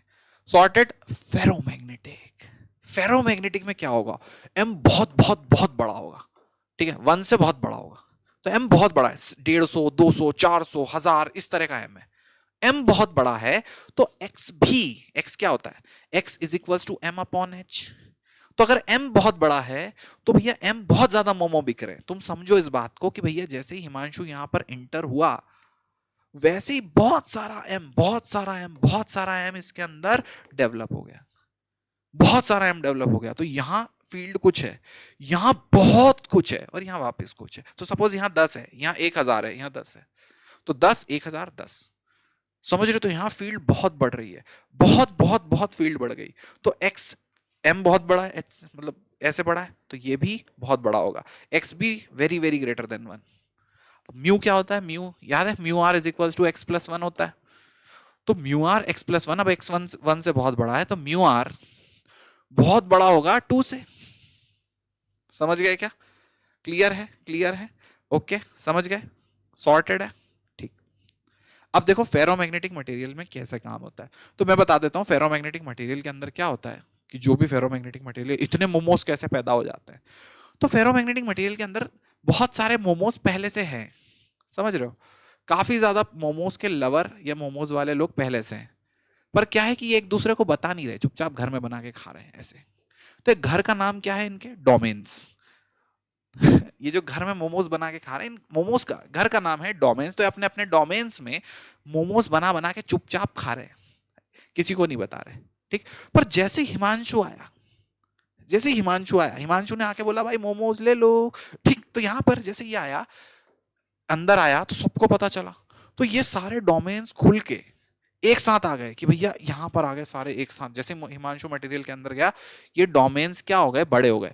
ये तब है जब बी क्या है, 0 है, बी नॉट 0 है, और ये क्या है जब B naught is non 0, B naught मतलब हिमांशु वाली फील्ड नॉन 0, तो काफी सारे मोमोज ने अपना डोमेन बहुत बड़ा कर लिया, बहुत बड़ा कर लिया। जैसे ये वाले सब बोल रहे हैं अरे हम तो वेज मोमोज खाएंगे, एक तरफ डायरेक्शन के हो गए, ये बोल रहे हैं अरे हम सब तो तंदूरी मोमोज खाएंगे, ये सब बोल रहे हैं अरे भाई हम तो एकदम बढ़िया एकदम फ्राइड मोमोज खाएंगे, ठीक है। तो ये छोटे छोटे डोमेन्स थे, सब अलग अलग बैठे हुए थे, पर जैसे ही हिमांशु आया, मोमोज बेचने वाला आया, या मैग्नेटिक फील्ड बाहर से आई, उसने अंदर इन डोमेन को रीअरेंज कर दिया और एकदम से बहुत सारा इंटरेस्ट या बहुत सारा सेल डेवलप हो गया मोमोज के लिए। क्लियर? तो बहुत मोमोज ने फायदा कर दिया। Is it sorted? तुम लोगों को काफी अच्छे से सारी की सारी बात क्लियर हो गई क्या? डोमेन क्या होता है, तो पहले डोमेन ऐसे होते हैं, बाद में डोमेन ऐसे होते हैं, और जो एक साथ होते हैं ये सारे कंबाइन होके एक हो जाते हैं। क्लियर है? अब यहां पे बताइए, the relative permeability of magnetic material is इतना, मतलब म्यू आर किसी चीज का 0.99 है, तो वो मटेरियल क्या होगा, डायामैग्नेटिक होगा, पैरामैग्नेटिक होगा या फेरामैग्नेटिक, फेरोमैग्नेटिक होगा। सोचो म्यू आर कम है, तो म्यू आर कहां से कहां है इसका, 0 से 1 के बीच में, मतलब इसका x कहां से कहां होगा, 0 से -1 के बीच में, तो कौन सा मटेरियल है, डायमैग्नेटिक मटेरियल। क्लियर हो रहा है तुम्हें, समझ में आ रहा है अच्छे से? अच्छा, अब यहाँ पे देखो फेरोमैग्नेटिक मटेरियल की सब तरह की ये प्रॉपर्टी दे रखी है। कौन कौन से हार्ड फेरोमैग्नेटिक मटेरियल होते हैं, सॉफ्ट फेरोमैग्नेटिक मटेरियल होते हैं। हार्ड फेरोमैग्नेटिक मटेरियल क्या होते हैं? जो मैग्नेटिक फील्ड को रिटेन कर लेते हैं, मैग्नेटाइजेशन को रिटेन कर लेते हैं। सॉफ्ट फेरोमैग्नेटिक मटेरियल होते हैं जो मैग्नेटाइजेशन को रिटेन नहीं करते। समझे? मतलब फेरोमैग्नेटिक मटेरियल समझ के उसके अंदर बहुत सारा मैग्नेटाइजेशन होता है। तो एक बार तुम गए, तुमने उसे मैग्नेटाइज करा, जैसे ही तुमने उस मटेरियल को मैग्नेटाइज करा, उसके अंदर बहुत ज्यादा मैग्नेटाइजेशन पैदा हुआ। मतलब एक मटेरियल है, उस पर तुमने फील्ड लगाई, वो मैग्नेट बन गया क्योंकि मैग्नेटाइजेशन हुआ, और बहुत तगड़ी मैग्नेट बन गया। जैसे ही वो बहुत तगड़ी मैग्नेट बना और तुमने बाहर वाली मैग्नेटिक फील्ड हिमांशु को हटा दिया, जैसे ही तुमने हिमांशु को हटा दिया वो वापस नॉर्मल हो गया। क्लियर? तो ये कौन है? सॉफ्ट। मतलब हिमांशु के जाते से ही, या बाहर वाली मैग्नेटिक फील्ड के जाते से ही ये वापस नॉर्मल बन गया। पर अगर तुमने इसके ऊपर एक बार मैग्नेटाइजेशन करा, तुमने इसको एक बार ऐसा समझ लो मोमोज खिला दिए और तुम चले गए, तो ये अब मोमोज खाना इसने छोड़ दिया, अब ये मोमोज नहीं खा रहा क्योंकि तुम चले गए, हिमांशु चला गया, इसने मोमोज खाना बंद कर दिया। क्लियर? तो ये कैसा है? सॉफ्ट है। पर अगर तुमने इसको एकदम, हिमांशु ने एक बार मैग्नेटाइज करा, मैग्नेटाइजेशन किया, मतलब इसको एक बार एम दिया, मतलब मोमोज खिलाए, अब हिमांशु चला भी गया तो भी ये अपने मोमोज का काम चालू रख रहा है, ये रोज मोमोज खा रहा है। समझ रहा है? ये एम को जाने नहीं दे रहा, ये मैग्नेटाइजेशन एम को रिटेन कर रहा है। मतलब ये हार्ड एडिक्ट है, ये एकदम हार्ड एडिक्ट है मोमोज का। तो ये हार्ड फेरोमैग्नेटिक मटेरियल है। कौन है? अल्निको, लेडस्टोन। ठीक। सॉफ्ट कौन होता है? Soft iron, soft magnetic material होता है। तो हार्ड वाले से क्या बनते हैं? Permanent magnet. जैसे अल्निको है, लेडस्टोन है, इनके ऊपर एक बार मैग्नेटिक फील्ड लग गई तो ये बोलते हैं अब हम मैग्नेटिक फील्ड को रखेंगे, अब हम मैग्नेटिक फील्ड को एम को कहीं भी जाने नहीं दे रहे, तो ये बनते हैं परमानेंट मैग्नेट। जिनमें एक बार जाता है और तुरंत जाने के बाद अपना मैग्नेटाइजेशन छोड़ देते हैं, वो बनते हैं सॉफ्ट आयरन, सॉफ्ट मैग्नेट। ठीक है? तो इनका क्या बनता है? इलेक्ट्रोमैग्नेट बनता है। बटन दबाई, इनके अंदर मैग्नेटिक फील्ड पैदा हुई, ये मैग्नेट के जैसा बिहेव कर रहे हैं। बटन बंद कर दी तो अब जैसे ही करंट गया, इनके अंदर से मैग्नेटिक फील्ड हटा दी, अब ये मैग्नेट जैसा बिहेव नहीं कर रहे, नॉर्मल हो गए वापस। तो जो एक बार कर रहे एक बार नहीं कर रहे, वो इलेक्ट्रोमैग्नेट में काम आएंगे, soft iron, soft materials. Hard वाले, जो हार्ड फेरोमैग्नेट्स होते हैं, वो हमेशा बिहेव करते हैं किसके जैसा? परमानेंट मैग्नेट के जैसा। एक बार दे दिया तो फिर तो अब भैया रोज चाहिए, अब तो हम रोज बने रहेंगे मैग्नेट। ये कौन से हो गए भैया? हमारे ferromagnet, hard ferromagnet material. Clear? ये एक सवाल है, ध्यान से देख लीजिए, इसका जवाब आपको कमेंट सेक्शन में कमेंट करके बताना। अगला सवाल देखो, ये सवाल में है which of the following represents the diamagnetic material. कौन सा सवाल, कौन सा वाला ऑप्शन डायामैग्नेटिक को रिप्रेजेंट करता है? एक बार तेजी से देखेंगे, ये फेरोमैग्नेटिक है, बहुत पास पास, थोड़ा पास पास पैरामैग्नेटिक, दूर दूर डायामैग्नेटिक। क्लियर है?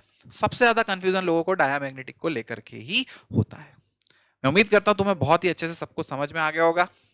तो अब मिलते हैं अगली बार, तब तक के लिए दिस इज मी जीको भैया signing off, bye bye, good night.